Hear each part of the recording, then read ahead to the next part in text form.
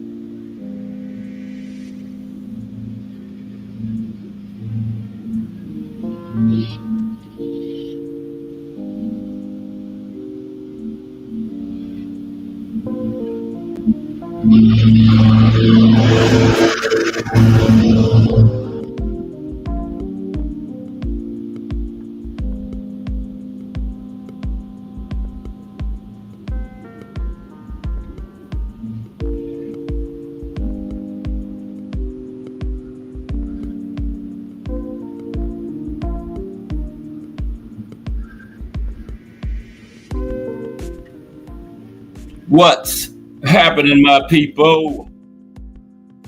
It's Cast Sports again, back for another afternoon with the family. That's right. You know what time it is. If it's Monday through Friday, 2 p.m., it's the Boxtorian, bringing you all that boxing history. Boxing is the greatest sport of them all. That's why we love it. Can't get enough of it. Miss Cass, Mike Mazik, Crush the Legend, Mike Grimm. Salute to everyone, and welcome to another episode of Cass Sports, the Boxtorian. Today, the mob in boxing history. The mob in boxing history.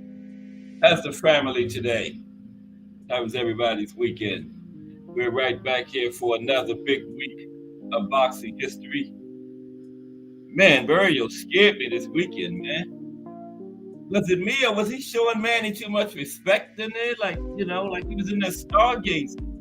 They could have very easily gave Manny that fight. I saw Burials get him on the ropes a few times and just back up and let Manny off. Manny would have landed a good shot and got Burials in trouble. He would have been trying to take his head off, man. Burials, I was screaming at the TV, man. He was showing Manny too much respect. They could have very easily given Manny that fight, man. So, wow. Burials, I'm sure you act like he was just honored to be in there with Manny. Do that after the fight. But yeah, it was a joy. Unfortunately, Manny didn't get the win. But today, how was everybody's weekend? We're going to talk about the mob in boxing. We've done it before, but today we're going to focus on some fixed fights and some mob-controlled fighters, okay? And we're going to talk about the International Boxing Club, which was run by the Mafia back in the 40s and 50s. Because, the mob controlled boxing. If you wanted a title shot, you had to pay them money. You didn't necessarily have to be in the Mafia, but if you were a fighter, you wanted a title shot, you had to pay the mob because they controlled who got all the title shots. Some fights, they controlled who won them. But, if you wanted to get the big fights, you had to pay out your money. And we're going to address Sonny Liston because everybody always talking about he was a mob enforcer and everything, but there's no evidence whatsoever saying Sonny Liston had anything to do with the mob. And we're going to cover that today. But first, for the highlight of boxing history, we are down to the featherweight division, 126. So we're going to look at the top 10 fighters in the 126-pound division right now.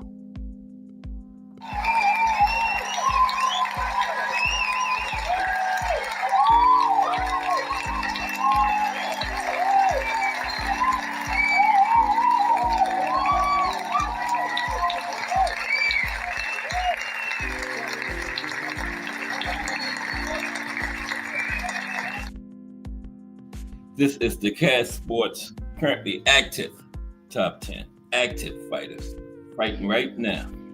But first, let's look at a quick history of the featherweight division, okay? Now, the featherweight division originated in 1860 under the London prize ring rules with a set weight limit of 118 pounds. Now, the English Amateur Boxing Association then established it at 126 pounds, followed by a couple of more changes until the National Sporting Club officially modified it back in America to 126 pounds. Now, the first featherweight champion in the world is considered Irishman Ike Weir, who defeated Frank Murphy on January 13th, 1890, to win the featherweight title. Now, the inaugural champion of the modern WBA and WBC era was Sugar Ramos in 1963, who defeated Davey Moore for the crown. First Davey Moore. Now, this Davey Moore died 2 days after the fight, after suffering in-ring injuries. Died from his injuries suffered in that fight. Now, the longest title reign of the modern era at 126 is held by Panamanian boxer Eusebio Pedraza with 19 title defenses, okay? Now, some notable featherweight champions over the years include George Dixon, Kid Chocolate, Willie Pep, Eusebio Pedraza, Salvador Sanchez, Jeff Finnick, Jorge Paez, Rafael Marquez, Stephen Luvano, Nassim Hamed, Marco Antonio Barrera, and Manny Pacquiao. Yeah, all those men held the featherweight title at one time or another, among others. Okay, salute Thomas Hill in the building. What's up, T. Hill? How are you today? Yeah, T. Hill, I was just saying, Burgos was just showing too much respect to Manny. They could have very easily given that fight to Manny. He letting him off the ropes and looked like he didn't want to hurt him or something. But if Manny would have landed something on Burrios and got him in trouble, Manny would have tried to take his head off, man. Burrios was pissing me off. I'm like, Burrios, you want to give him the fight, man? But salute to him. It was a draw. Manny didn't get the win, but it was a draw. I thought Burrios clearly could have beat him if he would have competed like he normally does, man. Yeah. Took it light on, man. But let's look at the top 10 active featherweights right now. But Burrios was pissing me off, man. He could have very easily given Manny that fight. And then, man, we would be hearing it today. The best ever. Better than Ali, Rocky Marciano, sliced bread, the space shuttle. Man, they would have had him up there on that pedestal. But yeah, fortunately, it was a draw. He didn't get the win. Okay, top 10 featherweights active. Okay, that's Rafael Espinosa and Robeisy right there. They had two good fights. But number one at featherweight is Rafael Espinosa. Okay, him on the left. Now, Espinosa is the current WBO featherweight champion. He mainly fought in his native Mexico and wasn't known before his surprise win over Robeisy Ramirez in 2023 launched him onto the world stage. Espinosa is currently 27-0 with 23 knockouts, 85.1% wins to knockout ratio. Okay, number 2 at featherweight is Angelo Leo. Angelo Leo on the right, doing the punch. Leo is a skilled boxer with a very explosive left hook, and he can fight on the inside or outside. He is the current IBF champion in the division. 26 wins, 1 loss, 12 knockouts. Number 3, Stephen Coolboy Fulton. Stephen Coolboy Fulton. Fulton is a 2-division world champion, having been unified at Super Bantamweight 122, and now the current WBC champion at featherweight. Coolboy has 24 fights currently in his pro career, 23 wins, 1 loss, 8 knockouts for Coolboy at number 3. Number 4 at featherweight, Luis Alberto Lopez. There's Luis Alberto on the left, number 4. His boxing style is known as unconventional, powerful, and tricky. Lopez is a former IBF featherweight champion and still a top contender in the division. 31 wins, 3 losses, 18 knockouts for Luis Alberto Lopez. Number 5, Ray Vargas. Number 5 at 126, Ray Vargas. That's Ray on the left. Ray Vargas. Vargas is another two-division champion. He fights in an orthodox stance and uses piston jabs to set up combinations. Vargas is a veteran fighter with 38 fights, 36 wins, 1 loss, 1 draw, 22 by the knockout route. Number 6 at 126, Brandon Figueroa. That's Brandon on the right. Looks like a left hook. He's getting ready to throw there. Right? Brandon Figueroa, also known as the Heartbreaker. Figueroa is known for his aggressive, high-volume attacks,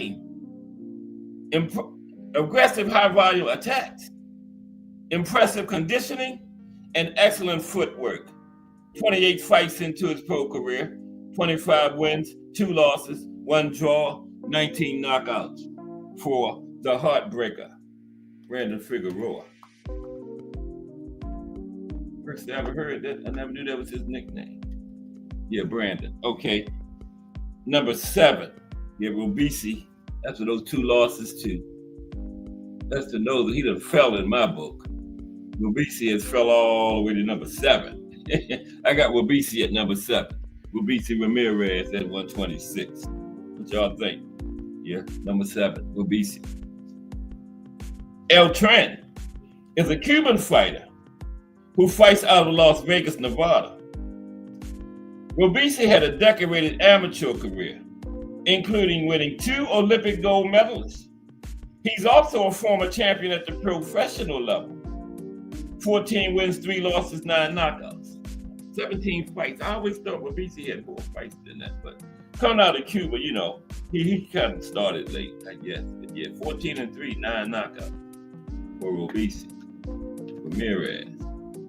Okay, fell all the way to number 7. Number 8, I ain't really sold on this guy. He's a champion, but I'm not sold on him. This guy here, Nick Ball, number 8. Nick Ball on the left. He got that title, can't get him to come out of the UK all of a sudden. Now, Nick Ball, number 8. Ball is a British boxer and is the current WBA champion at featherweight. His boxing style is characterized by relentless pressure, compact punching, and constant forward movement. 22 wins, no losses, 1 draw, 13 knockouts. Okay. Number 9, Choo-Choo, Bruce Carrington. Bruce Carrington on the left. Carrington is a rising young star in the division, fighting out of Brooklyn, New York. He honors his late brother Michael doing fights by wearing Forever Mike on his boxing gear. 15 wins, no losses, 9 knockouts for Choo-Choo. And rounding out the top 10 at featherweight, number 10, the Japanese fighter, Tomoki Komeda. Tomoki Komeda.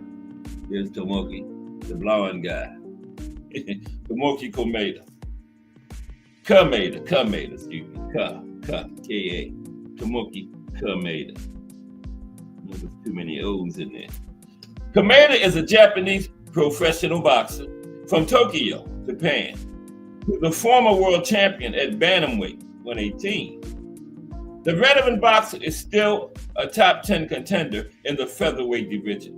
He's a veteran, 47 fights, 42 wins, 5 losses, 23 knockouts for Kameda. Yeah, veteran. Okay.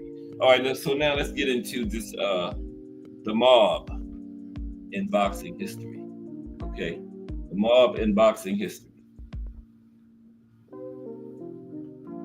We're just going to talk about some fixed fights. Well, suspected fixed fights. None of them have ever been proven, but none of these fights we talk about today pass the smell test. Okay. But first, let's talk about a little history of the mob in boxing. Okay, the mob in boxing history. Let me take a drink first. Okay. How's everybody today? The weekend is over. Starting out another big week of boxing history. Man, I thought they would have been finished cutting their grass by now. I don't know if y'all can make good. This is all good. We okay. Okay, let's go. We should be finished. But so much grass out there. Okay. Okay, the mob in boxing history. Now, the Mafia has historically had a significant and often controversial role in the sport of boxing, particularly from the early to mid 20th century. So let's take a look at some of the key aspects of that relationship, the mob and boxing.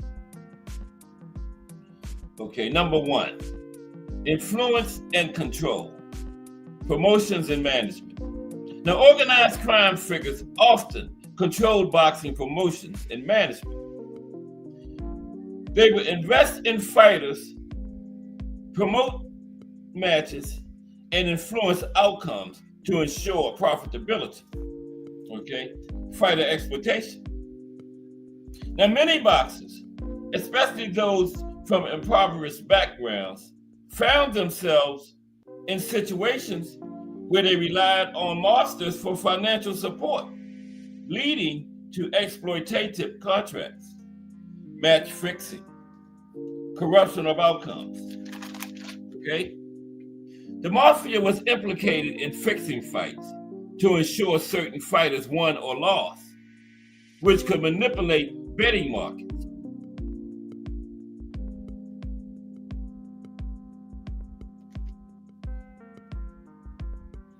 This was particularly prevalent during the 1940s and 1950s.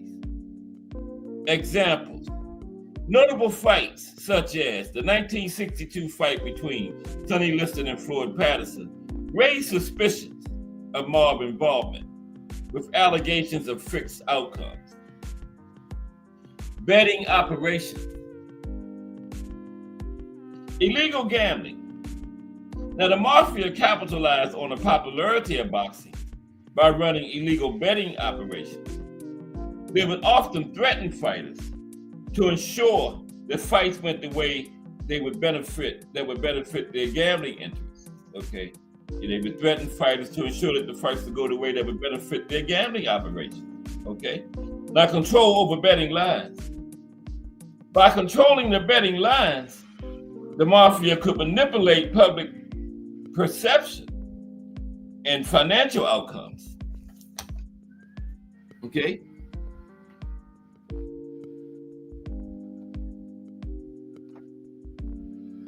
Protection and intimidation. Enforcement. Organized crime groups often provided protection for fighters and promoters, which sometimes involved intimidation tactics to ensure compliance or silence regarding illegal activities. And the fear factor. Fear factor. The fear of retribution kept many in the boxing community from speaking out against corruption or unfair practices. Okay, now number 5, decline of influence. Regulatory changes.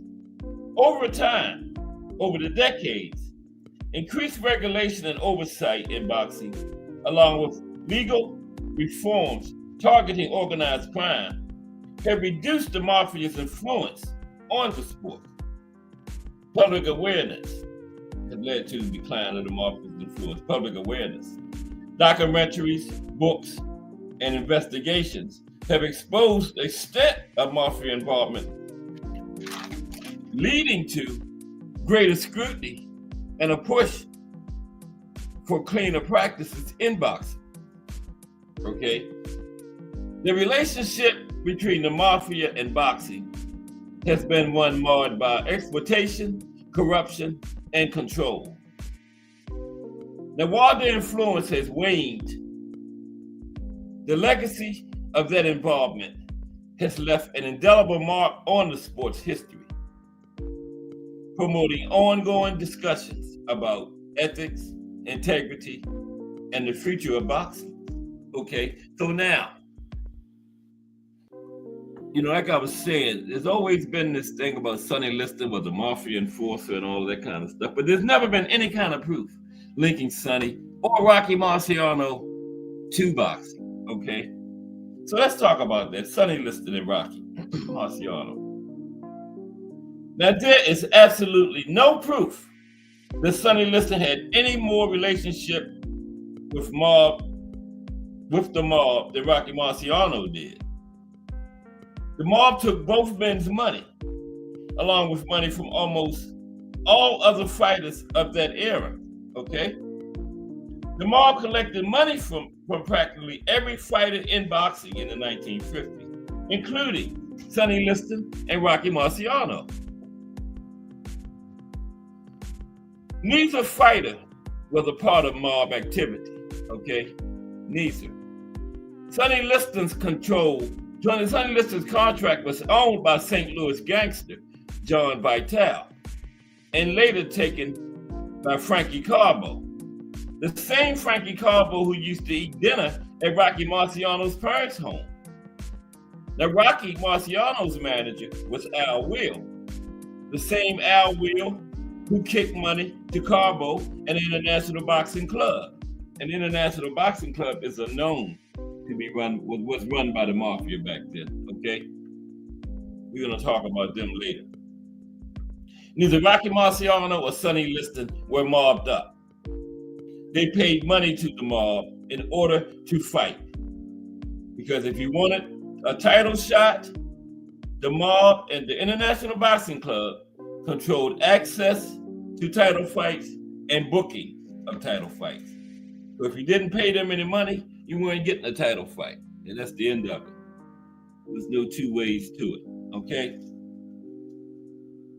These wild stories about Sonny Liston being muscle for the mob are just that, wild stories, with no proof of any kind whatsoever, okay?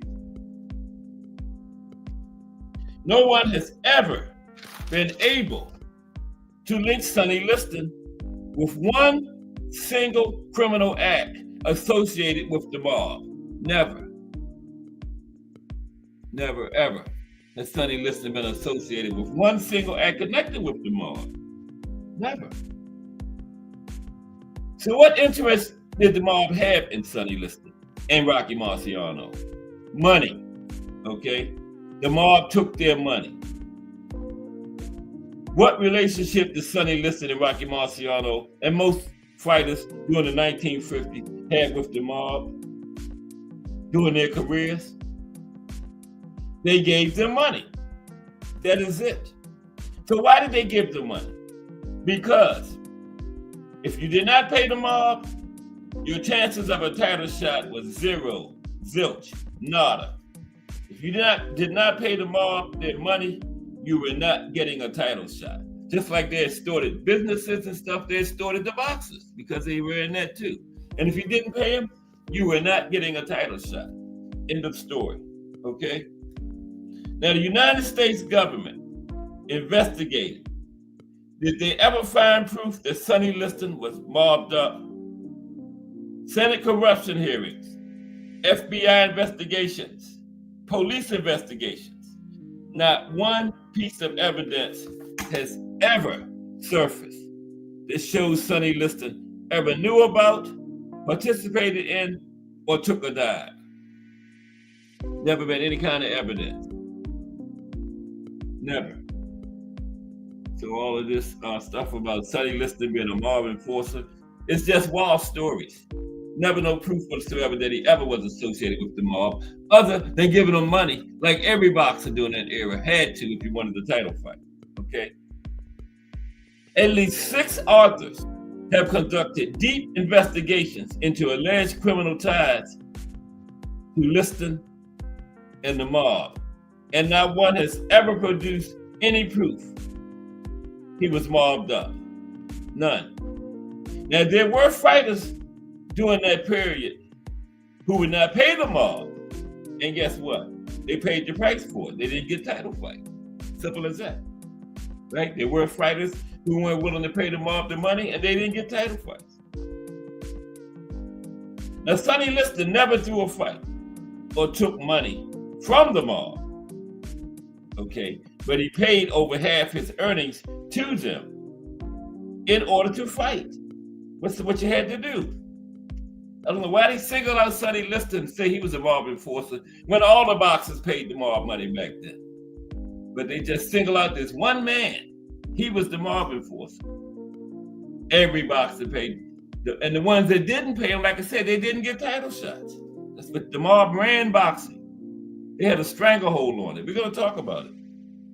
Now, he did have a criminal career now. I'm not saying he was just ancient. Okay, I'm just saying his criminal career wasn't associated with the mob. Now, Liston's entire criminal career, other than fighting with police, was a brief stint as a robber. Sonny Liston's criminal career had nothing to do with the mafia. Sonny led a gang of thugs who committed various crimes, including muggings and armed robberies. Okay? Yeah, he was a criminal now. Right, don't get me wrong, I ain't saying he was the perfect citizen. It had nothing to do with the mob. Now, Sonny's entire crime spree had lasted 1 week, right? And after he was caught, served his time in prison, and after he was released, he never committed crimes like that again in his life. Never did. I don't know why he's remembered as this thuggish figure that had a life of crime. Once he went to prison, did his time and got out, he never committed those type of crimes again, ever. What's up, Purvo, sir? Oh yeah, we got them, Purvo, Jake and Primo. Yeah, we're gonna get to them. But salute Purvo, sir, Primo Canera and Jake LaMotta. The ones can't remember. Yeah, we're gonna get to them, Purvo. Think about Primo Canera. Yeah, like Purvo was talking about. Yeah, we're gonna definitely get to them. A salute, Purvo. Yeah, good point. Jake and Primo, yeah. Jake admitted he threw a fight. Okay. We just starting out with Sonny to prove this myth wrong about him being so mobbed up, because he wasn't. Yeah, because after he got caught, he did commit robberies and and muggies and stuff. Once he went to prison and got out, he never did that kind of stuff again in his life. But here today, he's the stuckest figure, one of the worst ever. Okay, but that is not true. You know. But people for the rest of, like I said, he never committed those crimes again when he got out of prison. But people for the rest of his life, they still use it against him today to paint him as a thug. The only trouble Sonny Liston got in the rest of his life after he got out of prison was reacting to constant harassment from the police. Despite the legends about mob enforcer and urban myths, here are the facts about Sonny Liston. Number one, Sonny Liston was never arrested, charged, or even named in a complaint for any alleged activity involving the Mafia or any other criminal organization. Number two, Sonny Liston was never arrested or even named in a complaint as being an enforcer or muscle for any kind of criminal organization. Okay? Never. Never. Okay? Never was. Number three, Sonny Liston was arrested 19 times. Like I say, he wasn't no angel. He was a criminal at one time. Don't get me wrong. I ain't trying to say he was no angel. Because Sonny Liston was arrested 19 times during his life. None of those charges involved any activity which could in any way whatsoever be linked to organized crime. Out of all those 19 arrests, none was linked to organized crime, none of them. Okay, number four, the Senate hearings that were conducted about Sonny Liston and organized crime found that he was not in any way mobbed up. The mob simply took his money, like they took everybody else's money. Okay, all the other bosses' money.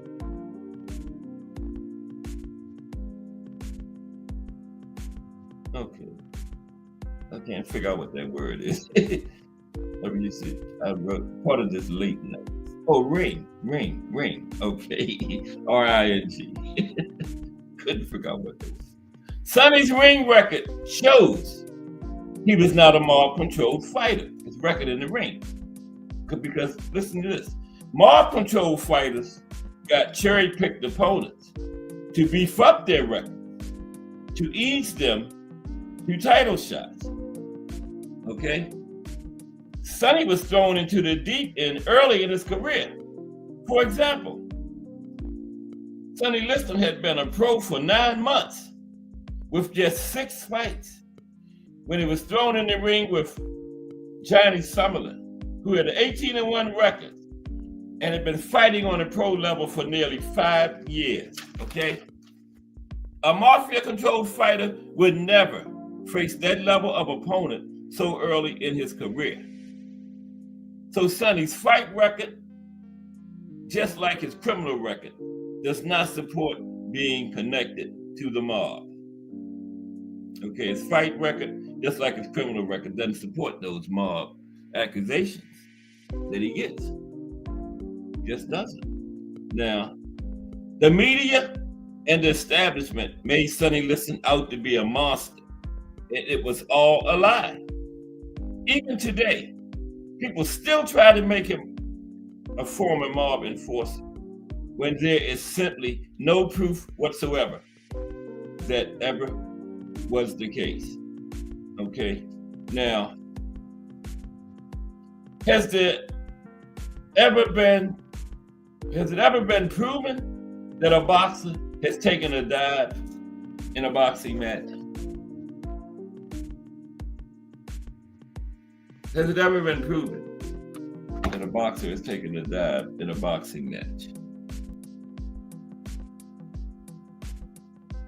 Okay, that's Jake LaMotta and Billy Fox there. Now, has it ever been proven, though, that a boxer has taken a dive in a boxing match? The simple answer is no. The closest was Jake LaMotta, like Pearl was talking about. The closest was Jake LaMotta versus Billy Fox on November 11th, 1947. But this still wasn't really proof that LaMotta threw the fight.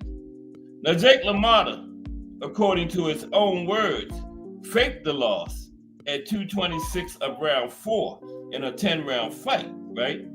Now, LaMotta was supposed to go down and suffer a knockout, but instead he just leaned back against the ropes and let Fox pound him in the face until the referee stopped the fight and awarded Fox a TKO. Now, the thing is, right, LaMotta was known to have an iron chin. In fact, with his huge jaw, Jake was often seen as having one of, if not, the toughest chins in boxing history, right? He had one of them Canelo type chins. Well, Canelo had a Jake chin because Jake came before, but one of them kind of chins, right? Jake LaMotta did. Now, Jake LaMotta was never, ever knocked down, and Fox was known to be a great puncher, having recorded 36 straight knockouts in his first 36 fights, before he was knocked out by Gus Lesnovich for the world lightweight title. But see, Fox was a known mob fighter, and a lot of those 36 knockouts were fixed fights, right? You know, where the fighter against him took dives, so you can't really count them 36 for 36 for Fox, okay? Curvo says, most evidence I've seen photos with them, and yeah, most believe he worked as an enforcer for them. Yeah, but never any proof. Yeah, they had managed him like they did a lot of fighters, right? That's why the photos. Yeah, they managed a lot of fighters. We're gonna talk about that later. A lot of fighters were managed by mob figures, and it wasn't even their own choice. It was out of their hands. They didn't have no choice. Okay, they were given these managers. Define Arnie One. What's up, Define Arnie One? Yeah, Jake LaMotta, right? In the testimony.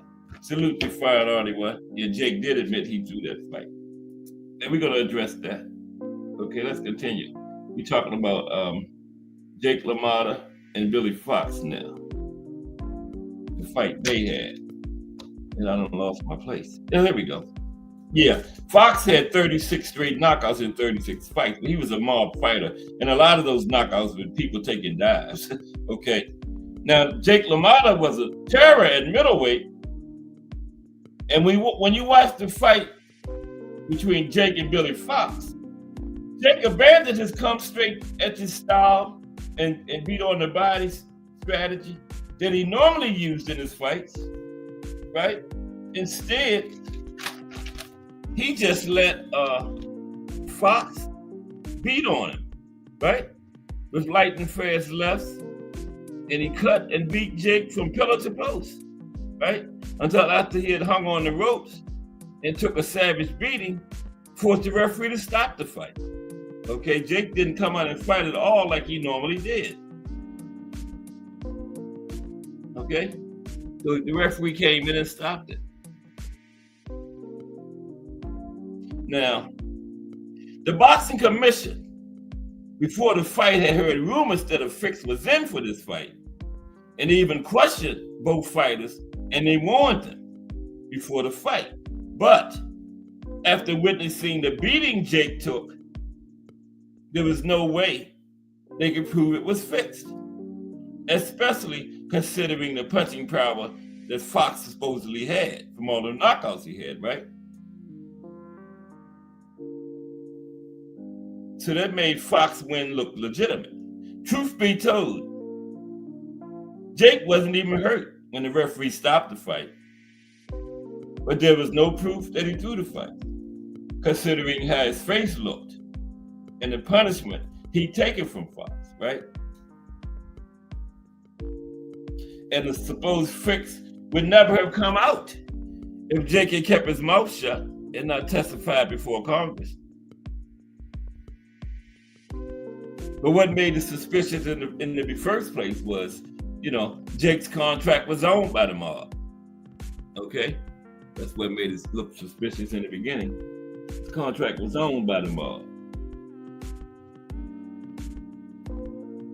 Plus, rumors were circulating among mobsters and the bettors that fix was in. And the odds changed from 6-5 for Jake the day before the fight to 11-5 for Fox on the day of the fight, right? The fight was to take place. And 3 hours before the fight started, the odds had jumped to 3-1 for Fox. And so the bookies could smell a rat, and they stopped taking bets on Fox, okay? They continued to take bets for Jake, but not for Fox. So the fight definitely didn't pass the smell test. But it was hard to say Jake threw the fight after seeing the beating that he took during the fight. That he was never in the fight, and for 4 rounds was pounded and beaten up by Fox. Just let this man pound on it. It wasn't a normal Jake at all. Come forward, going to the body, pressure. Yeah, that Jake didn't show up that night, but nobody could prove it was thrown. Here's the problem with taking a dive. The only way it can be proven is if the boxer taking the dive confesses. And the only time that happened was when Jake LaMotta admitted to taking a dive in the Fox fight. But he admitted it 6 years after he retired, okay?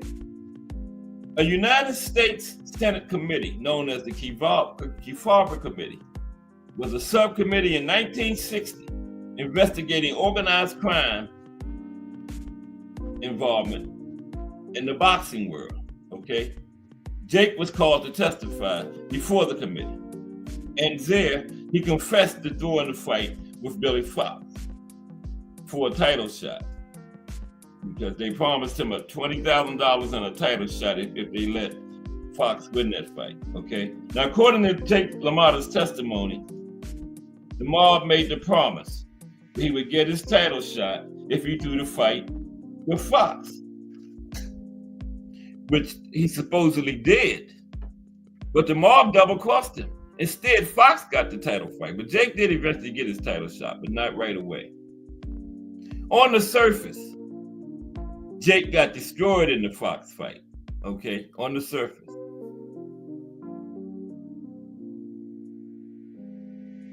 Yeah, Jake got destroyed in the Fox fight. And the results would never have been doubted if not for Jake's confession to the Senate committee. 13 years after the fight, okay? 6 years after he retired, 13 years after the actual fight was finally came to light. And what the testimony did was shed light on a possibility that fight fixing was a mob activity. Jake's testimony didn't actually prove it was a fixed fight. It's just he say, she say. A contemporary of Jake's, okay, yeah. Bruce Gas, Boxing, Jazz, and more in the building. What's up, Bruce Gas? Here we're gonna go to Ike Williams now. Ike Williams also testified before Congress. Let's salute Bruce Gas. Yeah, Ike testified before Congress also. That's Ike right there. A contemporary of Jake's, a lightweight named Ike Williams, who's now a Hall of Famer, also testified before a congressional committee in 1961, this time investigating boxing on antitrust charges. Now, Ike Williams told the committee that he was forced to have a manager who took a cut of his earnings. That's what I was just saying. You would have a MAFIA manager, you didn't have no choice. They just assigned you a manager. I think all of that kind of activity went through the International Boxing Club, which was run by the Mafia. We're gonna cover that later. But they would assign you a manager. Okay, you had no choice in the matter. So that's what Ike Williams said. He was forced to have a manager who took a cut of his pay. Otherwise, he would not book fights for him, right?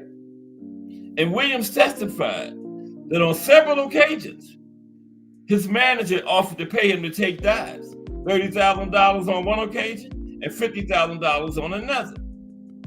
So Ike said when he refused to take the dive, he was told, well, you better get a knockout, because if it goes to a decision, you will not get the decision. That's what they told him. If you don't take this dive, you better knock him out, because if you go to a decision, you will lose no matter what happens in the fight.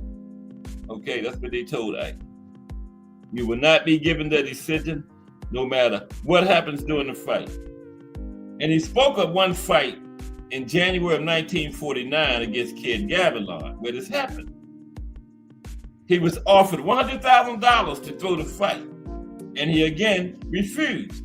And sure enough, after the fight went the distance, Ike clearly won the fight, but he did not get the decision because he refused to throw the fight. And they told him, if you don't take our offer, you better get a knockout, because there's no way you're getting a decision no matter how bad you beat the guy up. And sure enough, he clearly almost threw a shutout against Kid Gavilan, and Kid Gavilan got the decision, right? And this situation exposed another dirty mafia tactic, right?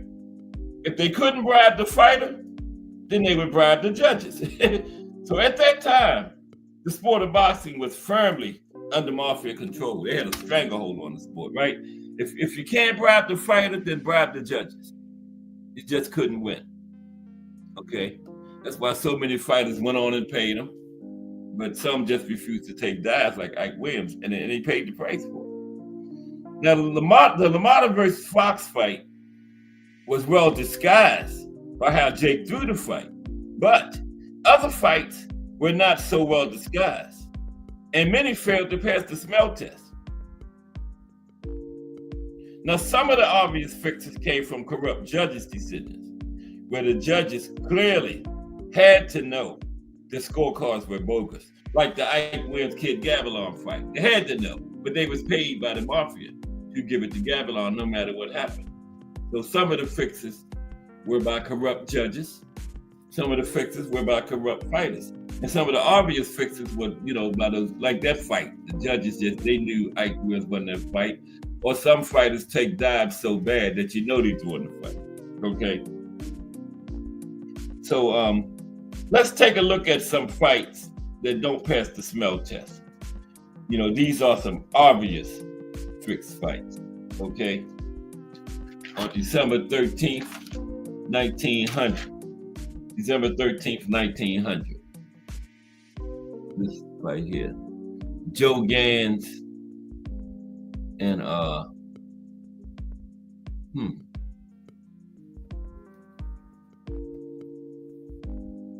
yeah,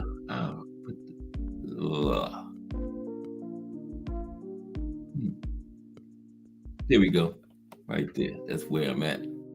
Joe Gans and Terry McGovern. That's Joe Gans on the mat there. Took a dive. December 13th, 1900. And this was a 6-round fight between Terry McGovern and Joe Gans. Okay.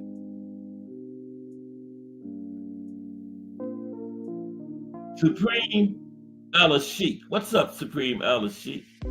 Hashtag FSG. Yeah, we're gonna get to Supreme Frank Palermo, Frank Blinky Palermo. Yeah, he was an associate of Jim Norris in that International Boxing Club. Yeah, he managed a lot of fighters, and what they did, Frank Palermo, it wasn't even the fighter's choice, right? He was assigned to be their manager, and they had to pay him. If you wanted title fights, you wanted the big fights, you had to pay him. Salute Asim Al-Sheikh. Yeah. Today, man, we focusing on these fixed fights and stuff. But yeah, Frank was right in the middle of fight fixing, all that stuff. He ended up getting some prison time from that when they had the investigations in the early 60s when Jake and Ike Williams testified. Yeah.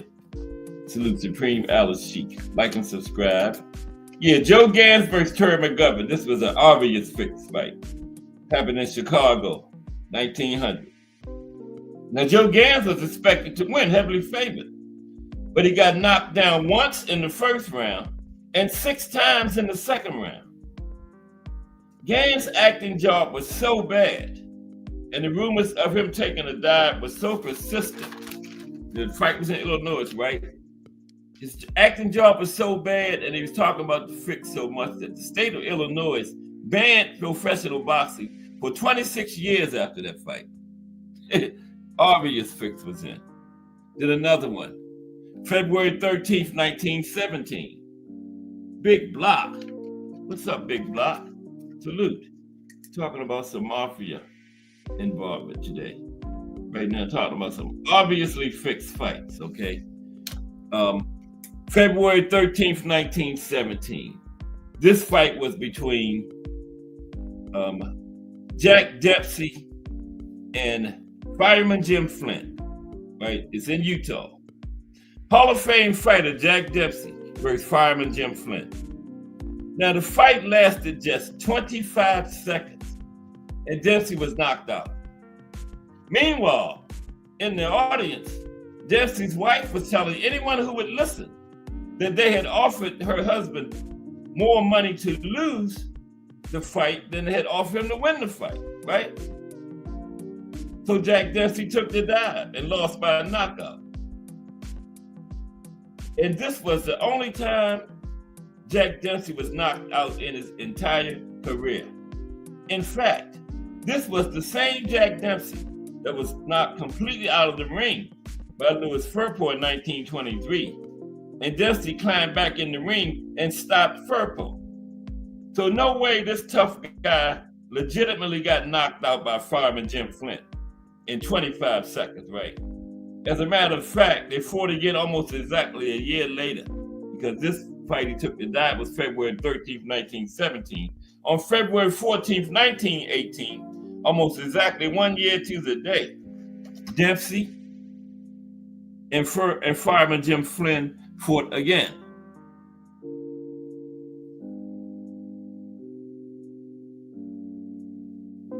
Dempsey knocked Fireman Jim Flynn completely out of the ring in the first round after brutally beating the brakes off of him, right? As his corner threw in the towel, the fireman could be seen crawling around in the first row of spectators. So they must have paid Jack Dempsey more to win the fight this time, right? Yeah, he beat the brakes off of him in the rematch. And Fireman Jim Flynn never got back in the ring, and his corner threw the towel in. He beat him so bad. But he was crawling around in the front row with the spectators. Didn't even know where the ring was at. Okay, so that's Primo Carnera. Okay, now let's turn to the career of Primo Carnera. That's another one Pearl Sir was talking about, that were known fighters to be associated with the Mafia. Primo Carnera, that's him right there. So let's turn to the career of Primo Carnera in the 1930s. He was an Italian who was another boxer owned by the mob. Now, he was a gigantic fighter. He stood just under 6'6", and he weighed a massive 270 pounds. Not an ounce of fat on him. Look at that, not an ounce of fat on him. 270 pounds of solid muscle. He literally looked like a modern bodybuilder with incredible muscularity. He looked like he could absolutely destroy anyone who stepped in the ring with him. Looked like you almost had to be a fool to step in there with this man, right? But the truth is, Primo Carnera was all hype. And Primo actually thought he was like that. He was getting these knockouts and beating all these fighters. He didn't know it was all fixed by the ball. He thought he was like that. Right? Yeah. Primo thought he was like that. Mm-hmm. Yeah. That's right, Supreme. His record was Mafia constructed. But he thought he was like that. Yeah. He didn't even know the Mafia was fixing this fight. But the truth was, Primo was all hype, right? He was terribly naive, clumsy, and nowhere near the sharpest knife in the drawer, like I was saying. He thought he was like that. He didn't know his fight was fixed. New York Mobsters set Primo up with weak opponents fight after fight to build his reputation as a monster in the ring, right? Now, those that weren't puny fighters were suspected of being paid to take dives. When they put them in there with a name, they were suspected of taking dives against him, right? For example, the world champion at the time was Jack Sharkey. And Primo got a fight with Jack Sharkey. It was a 10-round fight that Sharkey clearly won. He beat and pounded Primo. who was awkward and stumbling around. Now, Sharkey won the fight by unanimous decision, but because Primo went the distance, he won some accolades. Now, Primo got his second shot at Sharkey after defeating Ernie Shaft. And many think that fight was fixed with Ernie Shaft, right? Ernie Shaft was the one that died after fighting Max Baer, right? The people thought when Primo beat him, everybody thought that fight was fixed, okay? So after he beat Ernie Shaft, this cleared the way for him to fight Jack Sharkey again. A rematch for the championship, right? So he gets in there with Sharkey again. And then all of a sudden, this time, Sharkey didn't look anywhere like the man who beat Primo the first time. Looked like he was intimidated by Primo's size and everything. When the first time, none of that even mattered. He just clearly beat Primo, dominated. But all of a sudden, this time, the mob got to Sharkey.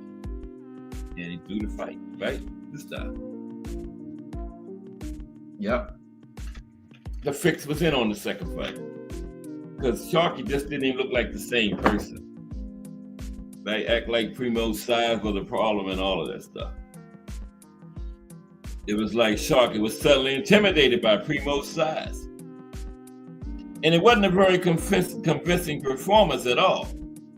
Since Primo's size didn't bother Sharkey at all in the first fight. And in the sixth round, Primo knocked Sharkey out with an uppercut. And suddenly, the mob's fighter was the world champion, right? And it was clear they had got to Sharkey in this fight. The mob had got to him. Now, the mobsters milked Primo for all they could. And now that they had installed him as the champion, they handpicked a couple of boxers to give Primo some title defenses before he ran into hard-hitting Max Baer. And Max Baer wouldn't take no dive, okay? Max Baer knocked Primo down 12 times and then knocked him out in the 11th round. Max said, I don't do dives, okay? So he knocked him down 12 times and knocked him out in the 11th round. Took the title from Primo. And then after he got massacred by an up-and-coming Joe Louis in 1935, the mob stopped propping him up, right? And so that's when Primo went straight downhill after that, right? And you never heard too much about Primo after that. Yeah. Yeah, he said Max definitely wasn't with no Max at all. I want that title. Y'all better pay him to take the dive. But anyway, yeah. After Joe Louis beat, because they wasn't even offering Joe Louis no dive, because they see Joe Louis as valuable coming up. They saw his talent, and yeah, they were going to try to get behind Joe Louis and buy him. So they let him beat Primo, and Joe Louis massacred. And after that, they stopped propping Primo up, and you didn't hear too much about him after that. Louis beat him in 1935. Now, how many of those fights were fixed with Primo? It's impossible to tell.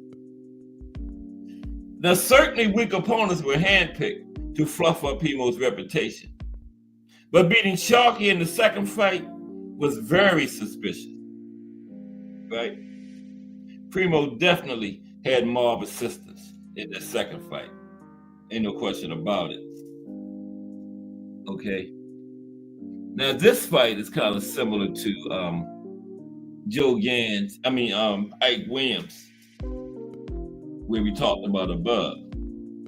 Right? This next one, talking about another obviously fixed fight. This was October 20th, 1954. This fight is very much like the fight we talked about where Ike Williams lost the decision because the judges were paid off. This fight was between Kid Gavilan and Johnny Saxton. This time, rumors circulated on the day of the fight that the fix was in. The odds favored Gavilan 2.5 to 1, and those odds started tumbling as heavy betting was made on Saxton. Now the odds fell to even money in a couple of hours and the bookies took the bet off the boards and refused to accept any more bets because they smelled the Fricks being in. So the fight was boring, and Gavilan was repeatedly warned by the referee not to hold Saxton, when in fact it was Saxton doing all the holding, right? Now Saxton got the decision, right? Now 20 of 22 ringside boxing writers had Gavilan winning the fight comfortably, but in the end, it was a unanimous decision for Saxton. This fight failed the smell test by a mile, and this time the Fricks was in through corrupt judges being paid off. Because remember, you usually get if you can't bribe, they couldn't bribe the fighter, they bribed the judges. Like I said, the Mafia had a stranglehold on boxing at that time. Total control. If you wanted the title shot, you had to pay them money. If you didn't pay them, you didn't get a title shot, right? You just didn't. Trump. What's up, Trump in the building? So good to see you, Trump. Haven't seen Trump in a while, but he's in the building today. Yeah. Salute, Trump. With the O. Trump with the O. Okay, March 31st, 1973. Let's talk about these fights. Definitely was something.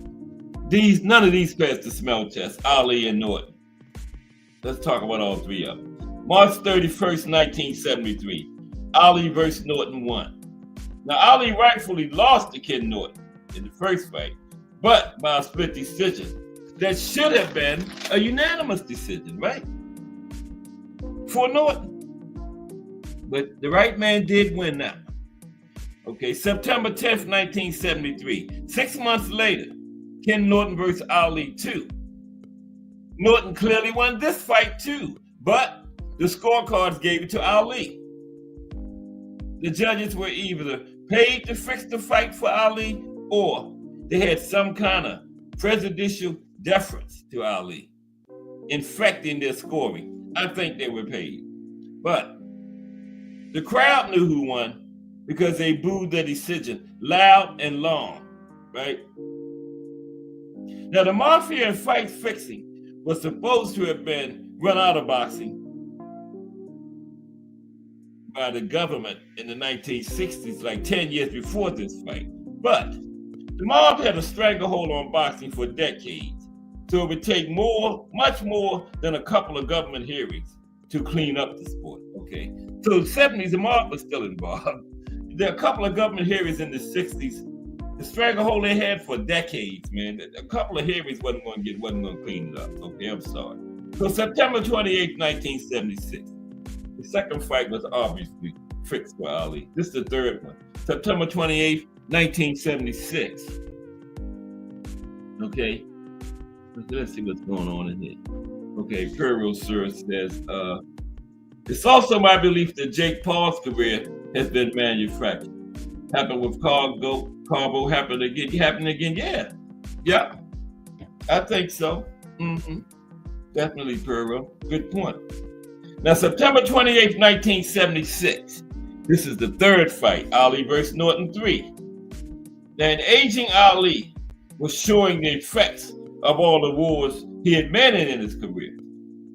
Norton beat him yet again. And yet again, the judges gave it to Ali. And again, the crowd booed the decision loud and long. Okay? Now, Ali's face showed he knew he had lost this fight. But yet somehow he won. And by unanimous decision, none of the judges gave it to Norton. They could at least try to make it look good, made it a split. One of them should have gave it to Ken. None of them. No way Ali won this fight. But Ali's name was still big at that time, and he was still good for business. So the fix was in. Now, neither fighter had to be in on the fix. Because remember, if they can't bribe the fighters, then they bribe the judges.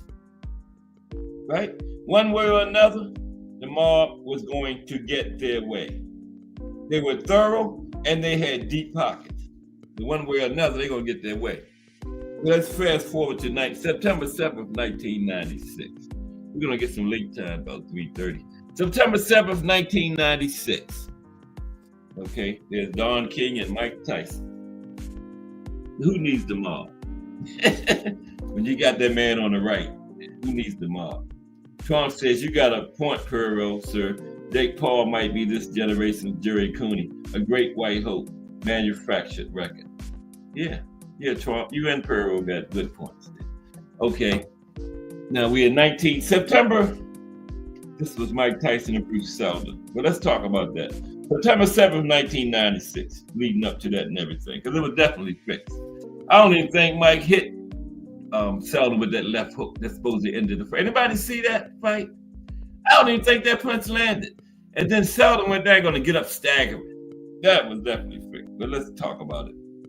Anybody see that Tyson and Seldon in 1996? Bruce Gas probably saw it, if he's still here. I don't even think that punch landed. Seldon went down and got up staggering. That was crazy, man. Don King fixed that one.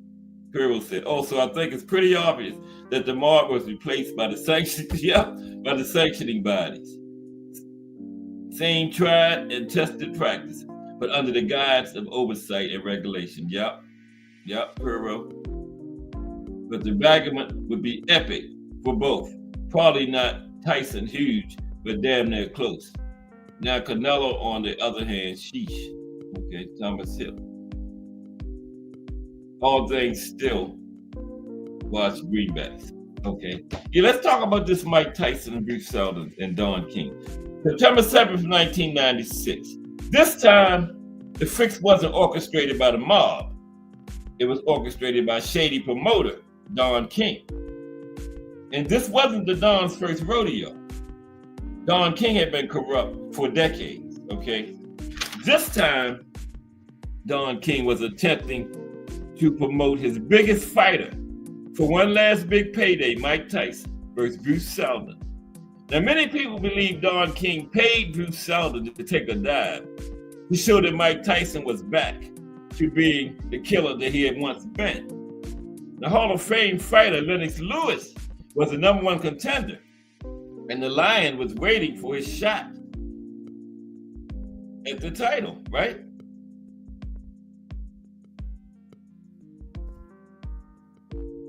He was waiting for a shot at the title. Lennox was. After Tyson took the WBC title from Frank Bruno in March of 1996.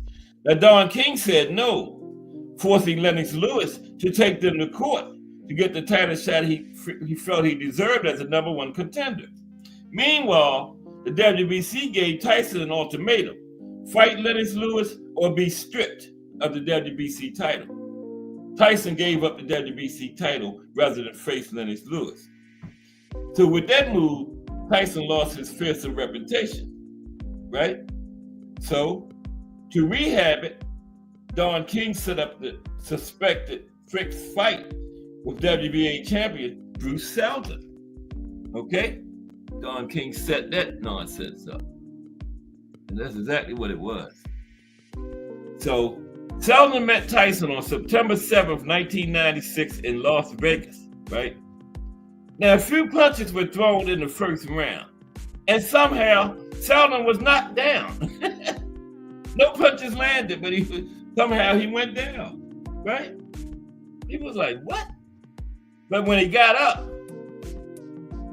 Tyson moved in for the kill, throwing a left hook that seemed to miss Seldon. But again, he went down, right? And when he got up to make it look good, he started staggering. And Tyson was given the first round TKO. So Iron Mike was back. Yeah, right. Like I said, the mob wasn't behind this fix. It was the work of Don King. But the return of Iron Mike was short-lived. So just 9 weeks later, Evander Holyfield stopped his ass in the 11th round. So much for that, rebuilding Mike as a killer. Just 9 weeks later, Evander stopped him, remember? So that was the end of that. Don King's rehab job didn't work. Yeah, but that Bruce Seldon fight was ridiculous, man. I don't even think a punch was landed the entire fight. And Seldon went down twice and got up staggering. I'm like, what is he staggering for? He hit the mat too hard or something? He must have twisted his ankle when he hit the mat because Mike damn sure didn't hit it. Yeah, the work of Don King. Now, none of these fights we talked about have ever been proven to be fixed. Even Jake LaMotta's confession is not really proof, because that was just he said versus what his accusers said. He said versus he said is not proof. It is an accusation, but not proof. Much more is needed. But none of these fights passed the smell test.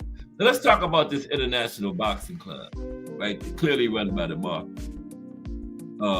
Carbo, like what's that? Supreme was the one asked about Carbo. Yeah, Carbo was associated with him, and that's Jim Norris, they're the president of the International Boxing Club. Okay.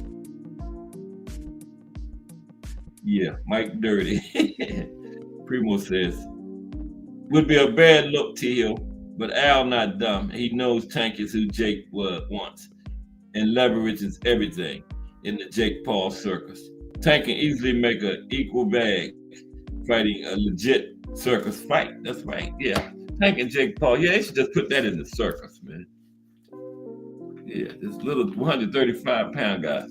What weight they gonna fight at? I mean, I don't know. That's crazy. Yeah, but I read here and talk about that. November. That's coming back up again. I hope that, man, that's ridiculous. Okay, but let's look at this International Boxing Club, and then we're gonna get some link time. We're gonna do a little conclusion on the Mafia too. Take like 15 minutes to finish this off. Now, the International Boxing Club, right, run by the Mafia. They use legit fighters' names for clout. Tank versus Paul is bad. Yes, it is, girl. Very bad business. That's James Norris on the right, president of the International Boxing Club. Now, the International Boxing Club was formed by Jim Norris, Arthur Worth, and Joe Louis in 1949, with Norris taking 80% of the stock. Joe Louis was just used to make it legit to pull fighters in, because, like I said, they wanted to manage fighters and stuff like that. Joe Louis had a very small part in it. His name was mainly just used. He didn't know what he was getting involved in. Now, Norris also served as the IBC's president. This New York club is to be distinguished from the International Sporting Club of many years earlier, okay? Now, the International Boxing Club was set up in direct opposition to Mike Jacobs' 20th Century Sporting Club. And that's kind of how they pulled Joe Louis in, because Joe Louis had a beef with Mike Jacobs, because Mike Jacobs used to manage Joe Louis, and he had a beef because he thought Mike Jacobs mismanaged his money and caused him to have all those problems with the IRS that he had throughout his career. So when Norris told Joe Louis this was to go up against Mike Jacobs, Joe Louis was like, yeah, I'm in, because he had beef with Mike Jacobs, right? So anyway, Norris was a very unsavory individual, okay? And he was widely known to associate with criminals. As president of the International Boxing Club, Norris had a monopoly on championship fights due to a lucrative contract the IBC had to broadcast fights on national television. Now, Norris was responsible for fixing numerous fights. Besides fixing fights, he was also unofficially manager of many boxers, usually against their will. He just went out and got a boxer and told him he was their manager, right? And persuading them to hire his associates as advisors. Then he would tell them, this guy's gonna be your advisor. People like Frankie Carbo, people shady and people like that, right? Now, Norris also held an interest in promotions at Madison Square Garden. Wirtz and Norris also at the time controlled half the National Hockey League and also had interest in horse racing. In 1957, the International Boxing Club was ruled to be a monopoly. The case was appealed to the U.S. Supreme Court, who ruled against the IBC and ordered it to be dissolved. Now, Madison Square Garden was eventually sold to the Graham Page Corporation, formerly an automaker, who had become a diversified holding company. And this was done as a way to satisfy antitrust requirements, right? That because the courts they went against the IBC, and they sold Madison Square Garden as a way to satisfy antitrust requirements. Okay, so let's land the plane on this mafia situation now. Okay, talk about some ways that they're trying to to rectify this situation. Okay, appreciate everybody. Just forgot to say, Cass. King learned from Narcissus. Pop used to tell me he was the king before King. Okay, Narcissus Pop. Okay, I'm gonna drop the link in a minute, about 10 minutes anyway. Okay, let's see here. Let's. What was that? Okay, yeah, we are now. Let me see. That's this question here. Okay. Oh my goodness. I went right past where I was trying to be at. I'm trying to read the chat. But yeah, okay. Yeah, now what changes have been made to reduce corruption in boxing today? Okay. What changes have been made to reduce corruption in boxing today?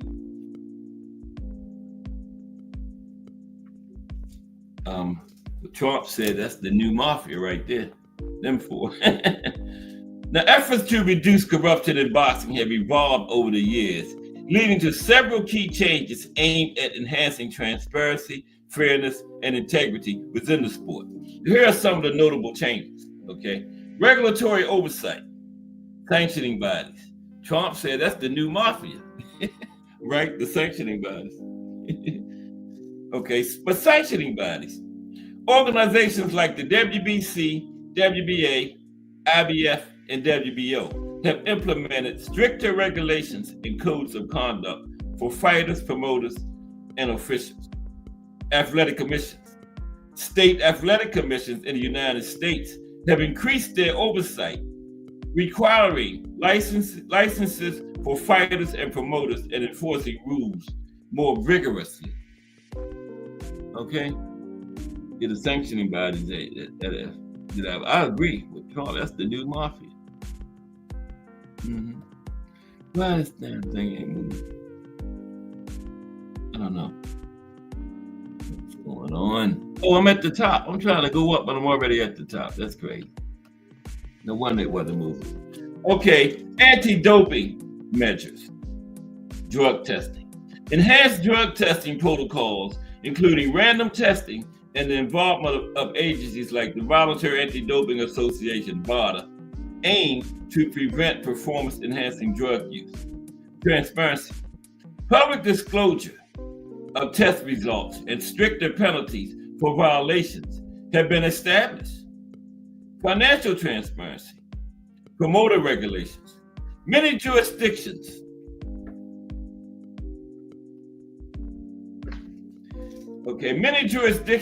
require promoters to disclose financial arrangements and contracts, reducing the potential for hidden payments or kickbacks.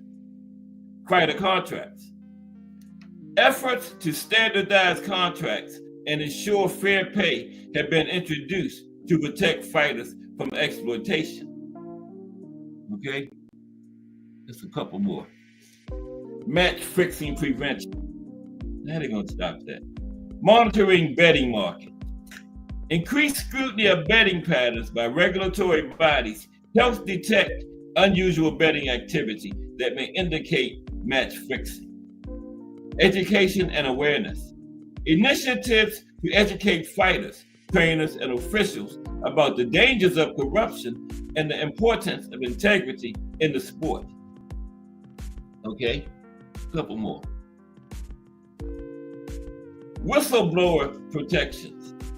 Anonymous reporting. Systems have been established to allow individuals within the sport to report corruption or unethical behavior without fair retaliation. Hey, they're gonna have to pay me if I be a whistleblower. You know, yeah, money's right. I'll blow the whistle. Legal protections. Some jurisdictions have adopted laws to protect whistleblowers, encouraging more people to come forward. You say snitches get stitches, though. Snitches get stitches, man. Okay, public accountability. Public accountability. Media scrutiny. Increased media coverage and investigative journalism have brought attention to corrupt practices, putting pressure on organizations to maintain integrity. Fan engagement. Boxing fans and advocacy groups are more vocal about corruption, demanding accountability from promoters and sanctioning bodies. And this is the final one here.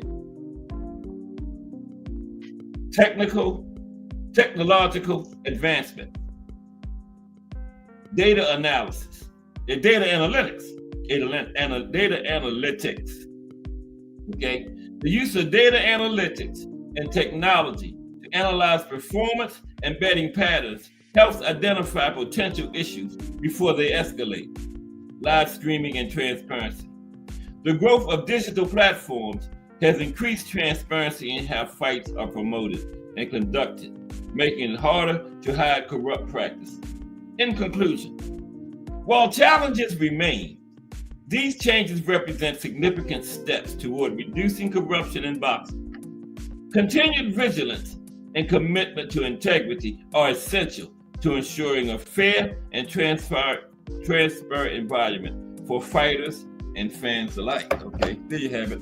Little mob history in boxing today. Okay, that's it's a late time. That's all these fights this weekend we need to discuss. And what else? Yeah, Manny was scared. I'm not mad. Barrios was like he was giving Manny too much respect. Like he was in there stargazing, man. You know, I'm like, come on, Barrios was pissing me off. Like he would get Manny in the ropes and back off and let him off. And I'm like, God damn, what the hell you doing, Barrios? Like I said, if Manny would have got Barrios with a good shot and had him hurt, he would have tried to take his head off his shoulders. Yeah, man. But it was a tie, a draw, so I don't know. I just thought Barrios was just a little bit too, what's the word? It just gave Manny a little bit too much respect, man. I mean, he's a legend and all that, but he back in that ring, man. Forget that respect. Like he just honored to be in there with Manny Pacquiao. Man, I don't know. Maybe it was just me, but that's what I saw, man. I was like, oh, don't do that. Don't mess with that. I'm running. I'm gonna be quiet for a minute. Okay. Yeah, Manny Barrios, man. I was like, what are you doing, man? You gonna let this man take this title? You know? Unfortunately, it was a draw. Barrios is still a champion. Are they gonna run it back or what? I hope not. You got too many of these young stars out there that's active in the sport. Is Manny still in the Hall of Fame or what? They need to take him out. You want to start fighting again? But I was happy. After the fight, Barrios was still the champion. Yeah. But he had me worried. Mario had me worried, man. See what y'all think. See what y'all think.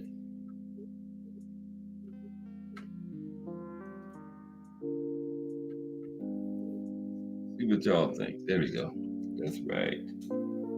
Yeah. Sorry about that, T. I was running my mouth.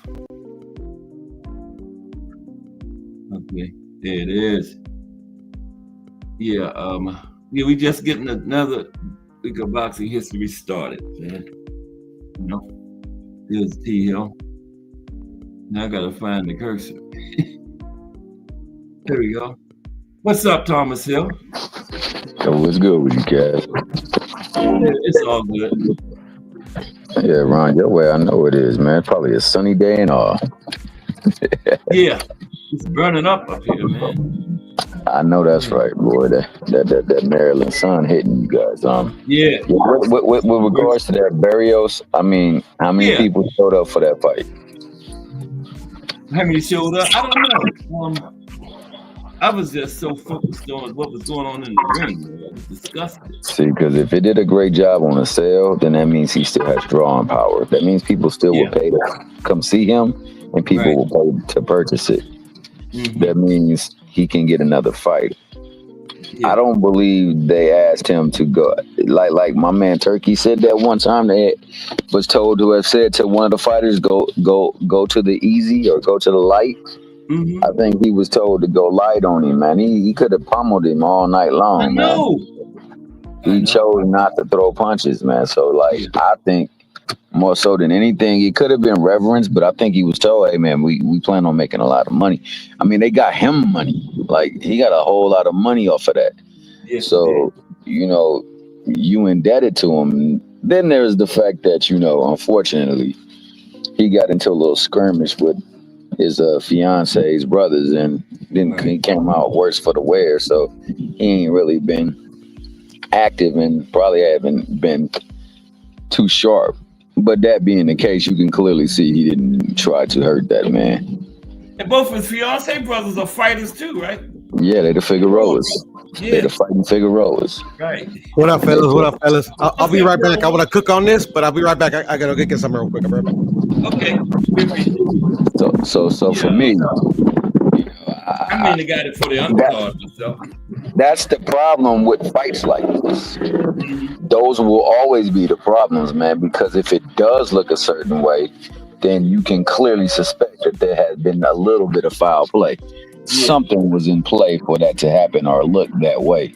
And that's why, you know, I know what I saw versus Roy Jones and Mike Tyson. I saw Mike Tyson trying to hit that boy with some stuff.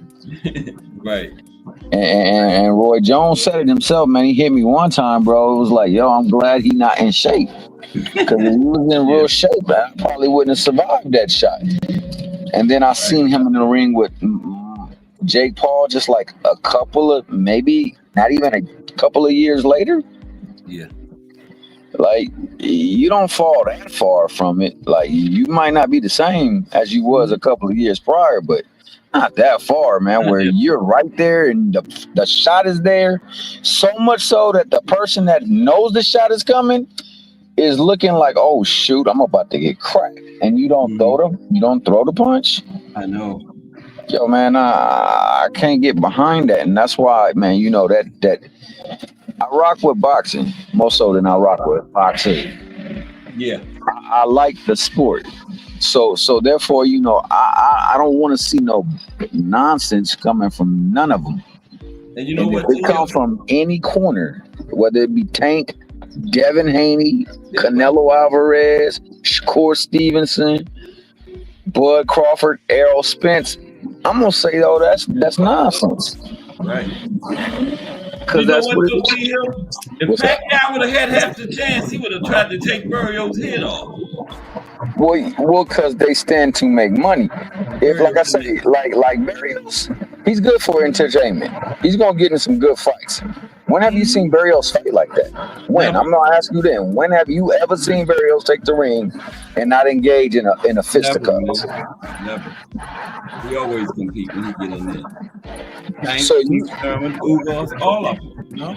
Exactly. Sorry about that. Let me roll this window up so you don't get no background noise. So basically, he fought against the grain of what he normally fights. Yes, he did. Clearly. He's never gonna be a box office draw. Pacquiao is. That's right. Pacquiao, even when he was in the office, was doing pay-per-views. He didn't look good in them, but he was doing pay-per-views and people bought them. That was probably Barrios' biggest payday, wasn't it, to him? Yeah. Easily. Yeah. Easily. Yeah. I mean, at that point in time when he fought Tank, Tank was nowhere near where he is now. See, the thing is, people don't understand about Tank is the more they hate on him, the bigger his star gets. The bigger his I star know they gets. don't understand that. People But that's can't what wait for him to come back. They talking about the fact that he ain't fighting. They talking about they don't want to see his fights. But sure enough, when he come back, they tuning into the fight. And he fought And, this and year, you know. he has, but he was supposed to fight 3 this year, and then he Yeah. ran into trouble. He ran What's into the trouble. status on this next week fight? You say what? What's the status on this next week fight? Is that I believe still the fight on? happens. I believe the fight happens. I believe that he ran into legal issues, and I think that the Yeah. legal issues is what he has to clear. I think Right. that he is running a dangerous game with whatever's going on because that lady that was the judge still I know. presides over that, and she That's don't right. particularly care how she addressed him because she is quote unquote your honor, and he gave her no honor. He talked crazy Called her a B, about man. all kind of stuff Yeah. you're not supposed to do. So with that being the case, he in a precarious situation because Mhm. at any time they can pull his probation. Yeah. Now He had he 3 years, back. right? He's still into that. Yeah, so he got to watch out, and people don't really understand that. They the hate that see I don't hate nobody, so it ain't gonna never supersede or trump conventional wisdom. Conventional wisdom, it reigns supreme, and like according to them, like a lot of stuff that just don't make sense is the way it's gonna go. Mm-hmm. Now I will say that he has been acting and behaving out of sorts, so it could be, This was but the first thing, yeah. yeah, You but know, the chances are like my all it man. takes is one deal, right? All it takes is one. You know. One thing that your boy Knockout, I don't know if you watch him, but he Yeah. did a live and on Sunday with KQ, and he said what people fail to realize is they don't pay attention to the room. Like this dude is in an Airbnb training for the fight, Right. talking about he ain't gonna make the fight and he pulling out of the fight and the fight not happening, but you're there training. Yeah. So clearly you haven't gotten the indication that the fight is not happening. Then there's this. He could have gotten more money taking some other fight against a mandatory, right, for his belt. Now Right. we're talking Lamont Roach at that time prior to the Tank fight versus anybody that was a mandatory who was probably not as Lamont as Lamont Roach, making more money than a fight with Tank Davis because they say that the money is overblown with Tank. But yet and still, he did a very good job in the ring. He got more buzz. Now people saying he is the Tank Dynamite or Kryptonite. And yet he cannot get another fight to replace this. See, remember, Bud replaced the fight with Spence. He couldn't get another fight to replace the fight. Come on, man. He know he got broke off. And that's why he's waiting for that opportunity. Now, on this opportunity, if Tank is not distracted, it's gonna be really bad for him because he's gonna get sparked. Yeah. He's gonna get sparked, but he's gonna get paid for being sparked. You're gonna get And I paid. think that's what he know. He don't want to miss that payday because you never given another chance where you can make that type of money. We saw what Pit Bull did. Pit Bull was And you know the how they blow standard up bearer after the for fight, it. right? Yeah. Ask- They all blow up after the fight Tank. Brilliant didn't, but the rest of them did. You know. So I'm not mad at him. I'm not mad at them. I am mad at the narrative that is being able to be driven because of him not fighting folks. You know what I'm saying? That he needs to fight folks so that they can create another narrative because as it stands right now, it looks like he's doing stuff that they're saying, but it's not the case. He's just in trouble with the law. I know. Or he's having difficult. I would say he's having difficulties with the law. Yeah. You back, Kuro? I guess not. Nah, So but I Usyk mean, got it. You know, Usyk card and Dubois.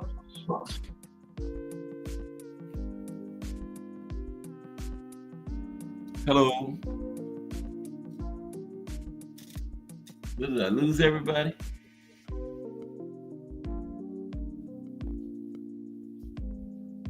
Uh-oh. What's going on?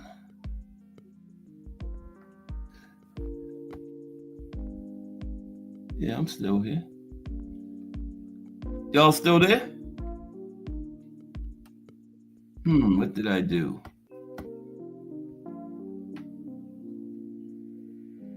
I don't know.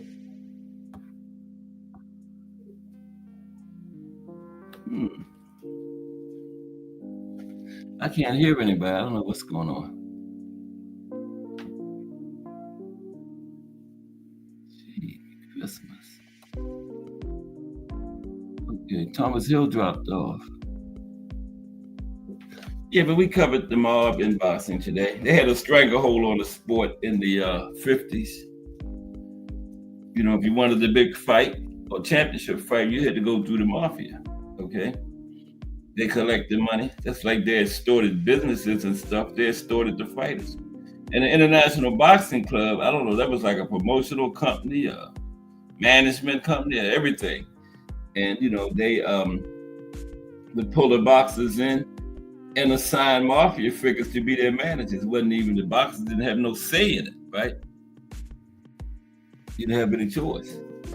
And if you went against them and didn't pay them, you didn't get to fight. Simple as that.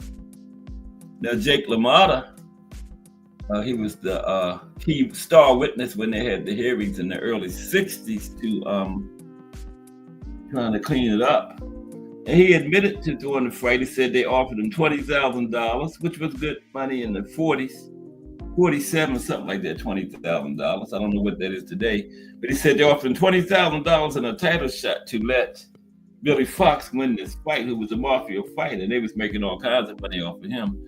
So Jake said he took the dive, right? And he eventually got his title shot and the money. And he testified before Congress, and he helped to clean it up some. He didn't suffer any kind of repercussion for that because Jake lived to be in his 90s, so the mob didn't get it. Ike Williams also testified. We talked about that.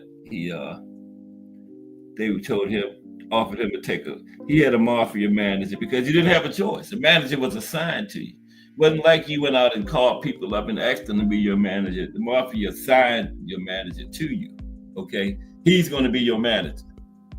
And that was the end of it. So Ike Williams said they offered him to take dives a couple of times. Offered him $30,000, one time $40,000, $100,000. He kept refusing them. And they straight up told him, if you don't take this dive, you better knock your opponent out because you're not getting the decision. You can win all 12 rounds. You're not getting the decision. And he said he almost did that against Kid Gavilan, just dominated him. I forgot what year that was.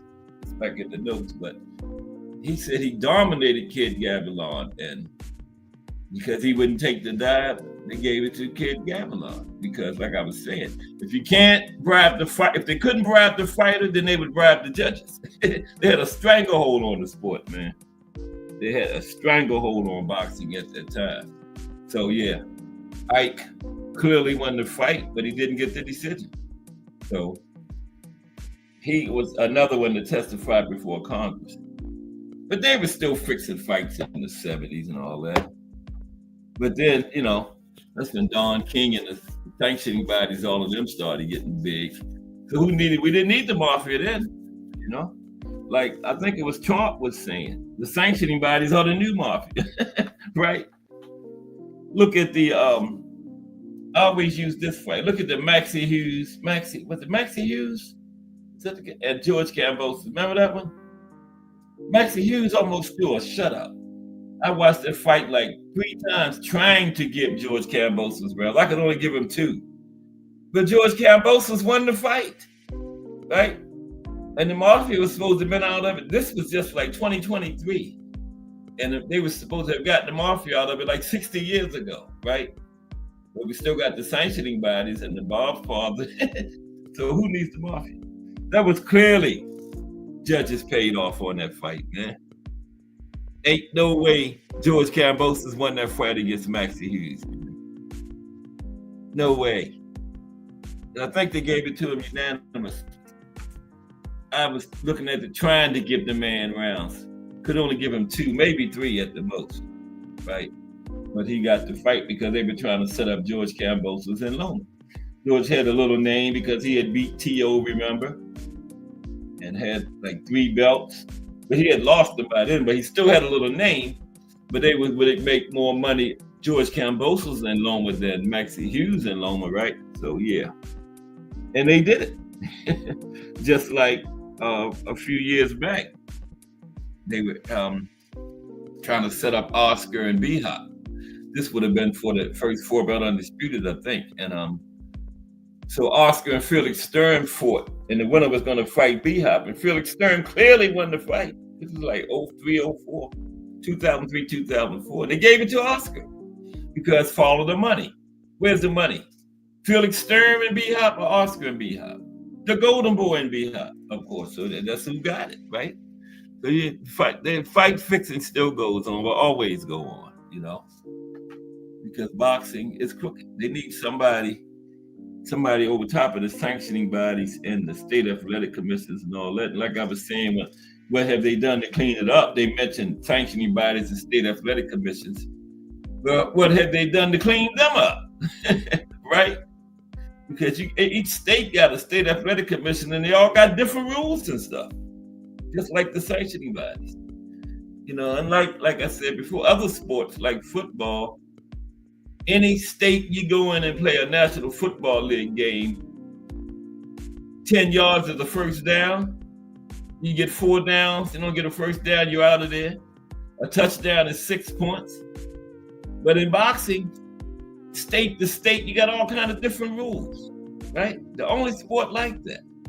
That makes it easier to cheat, right? They don't want to clean it up.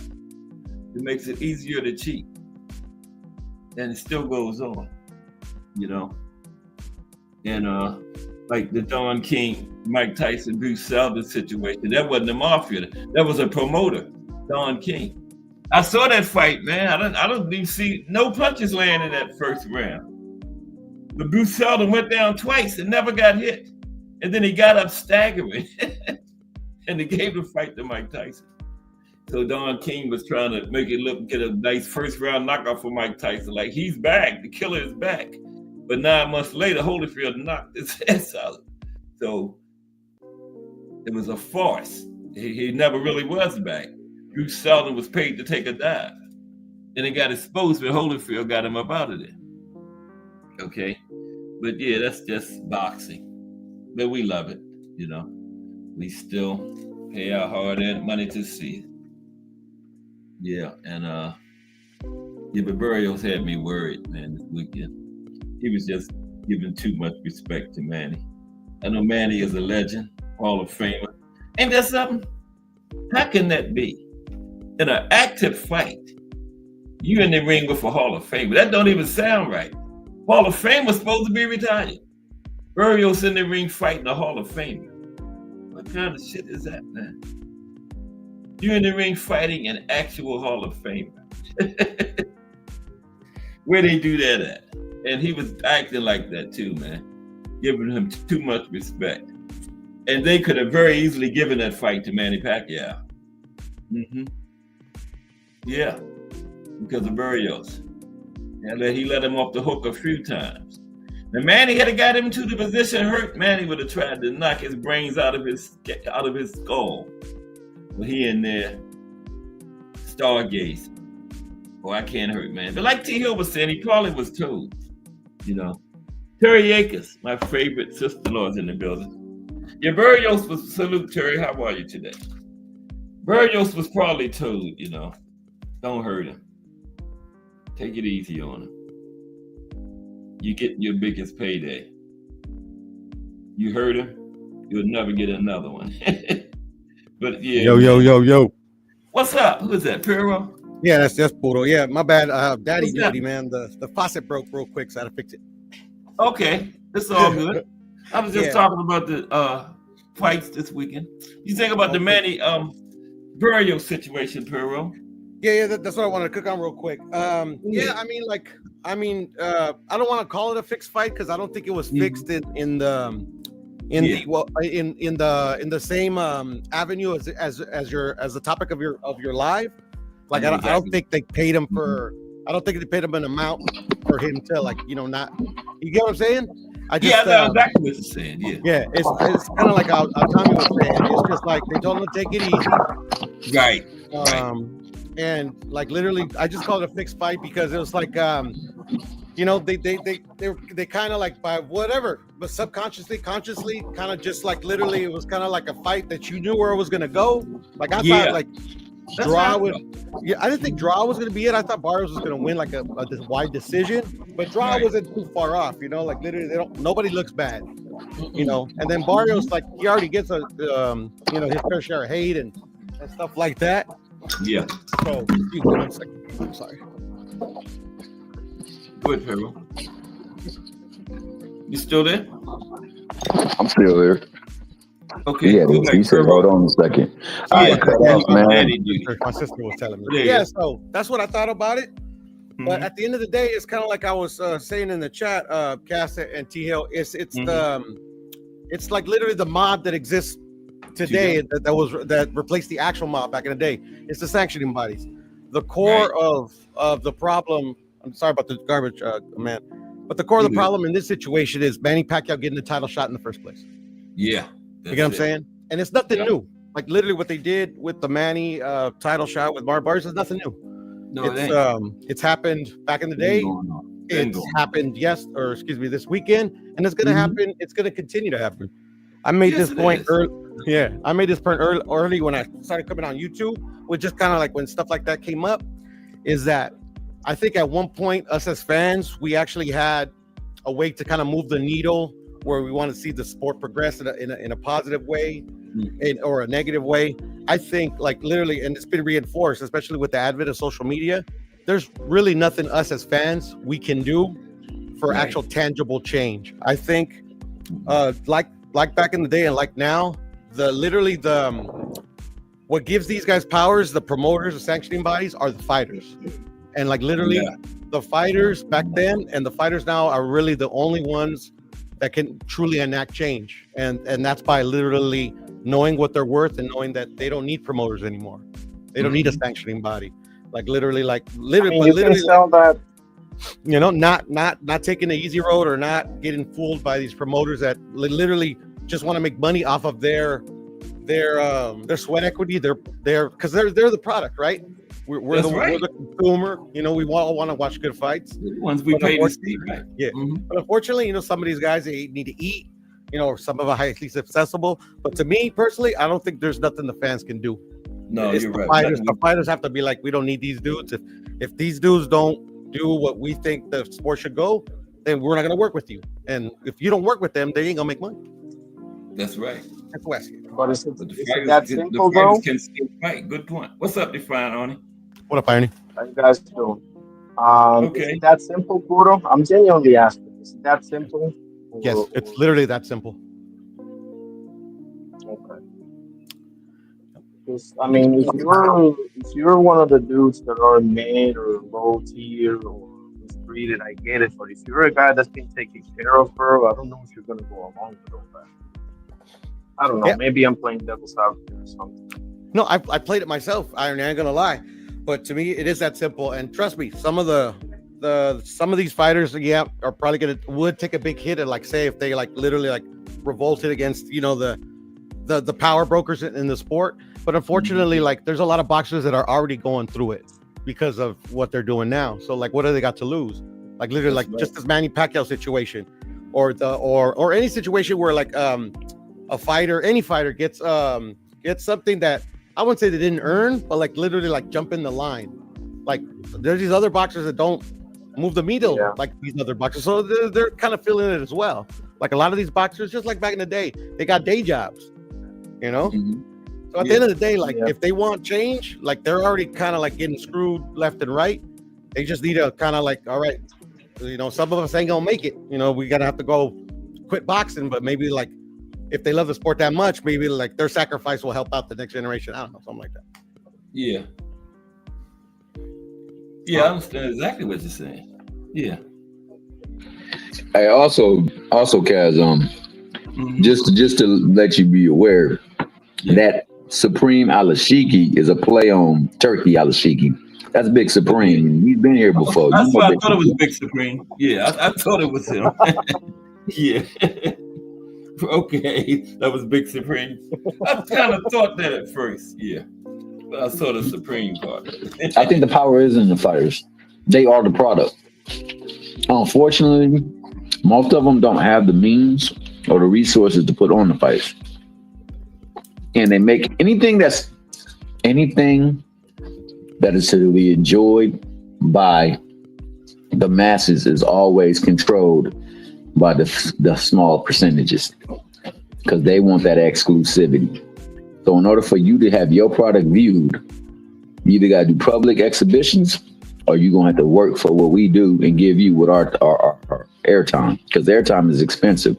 Just like the freaking airspace. I didn't know that you could buy airspace. And you know, that stuff is expensive. You know what I'm saying? So if you build on somebody's airspace, you got to pay them. You know what I'm saying? And the same thing with actually viewing people to put on stuff. That's why so many commercials up in the Super Bowl, because they're putting the event on free of charge, but we got to run a whole litany of commercials just so they can get paid for. And these people want they want the viewership because they know the world is dialed in. So like when you got somebody that's moving the needle, the world dials in. So much advertising is going on, so much like selling is going on, and people are investing in not only just time but interest. And the interest is what people really, really want to gain. So you know they're going to do whatever they can to maximize on that interest. The boxers are the interest. They just got to recognize the revenue and the capital that they as goods are. People don't come to go see the promoter. That was the case. Turkey Al-Sheikh would have the best venues because he had some top notch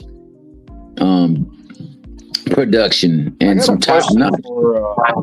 What's up, I wanted RP? to ask, Go ahead, I define wanted on to ask something to Kudo because so the thing about jumping the line, right? For all of you guys, for that matter, right?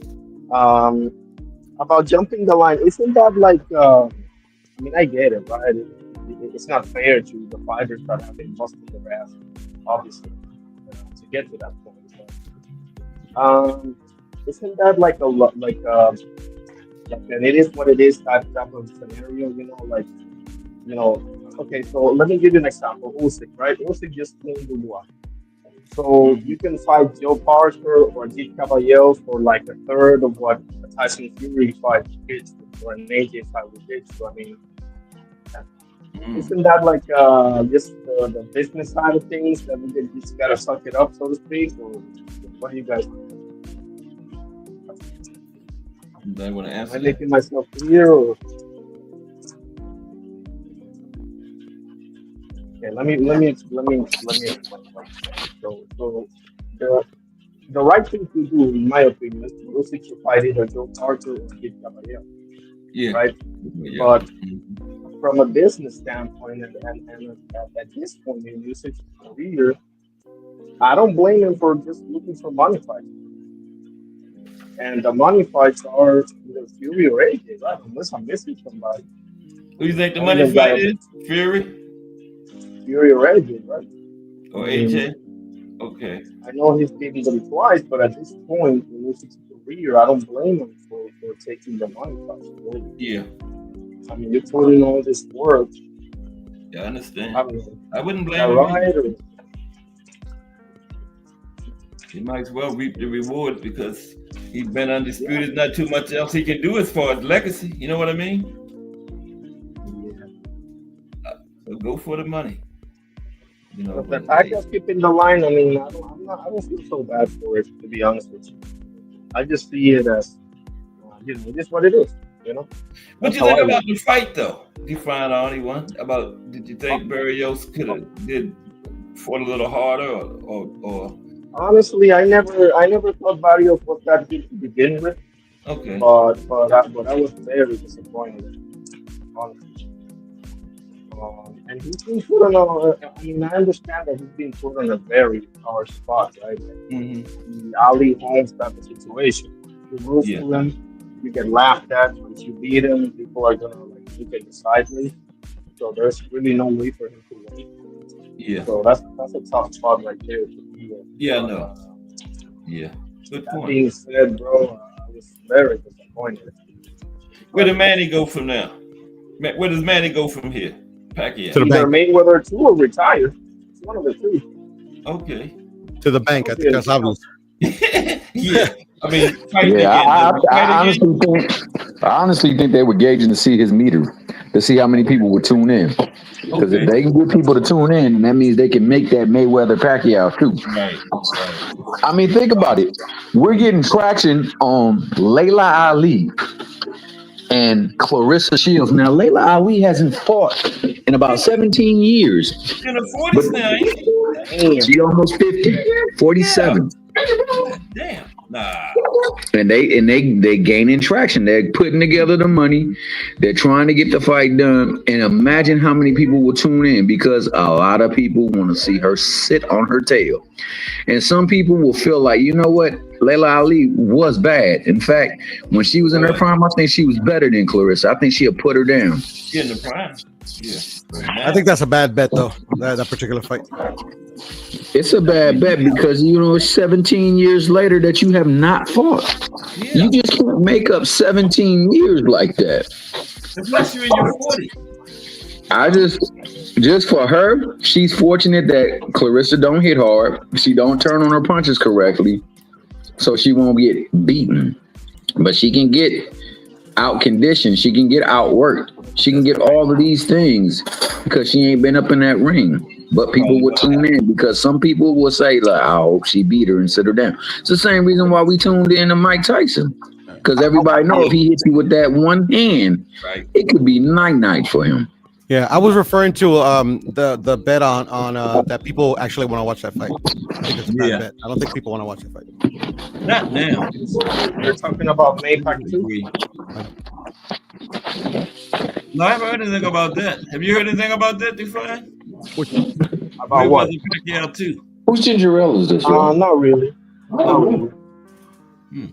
It made sense if Manny would have won, but since he didn't, you know, I think it's just rumors, to be honest. Yeah, if he would have won it, they would be I wouldn't talking mind about seeing it it. if he would have won.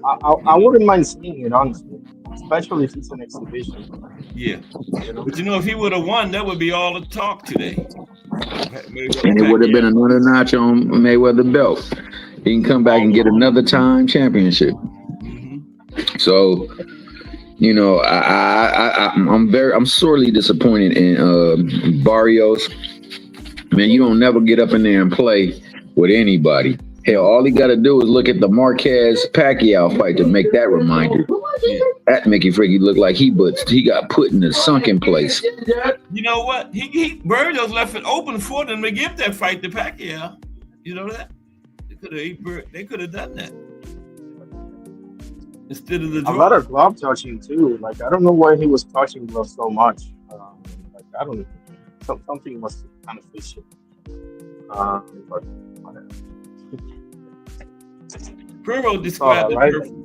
It wasn't fixed, but you know, it was kind of like designed how it was supposed to go. You know, not exactly fixed, but yeah,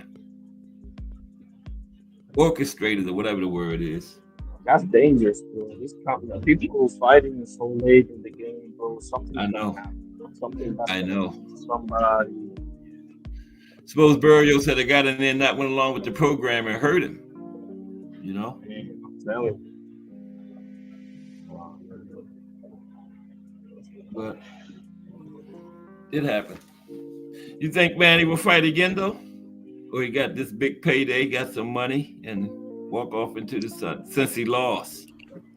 Unless it's Mayweather, I don't want to even hear about Manny. Yeah. Honestly.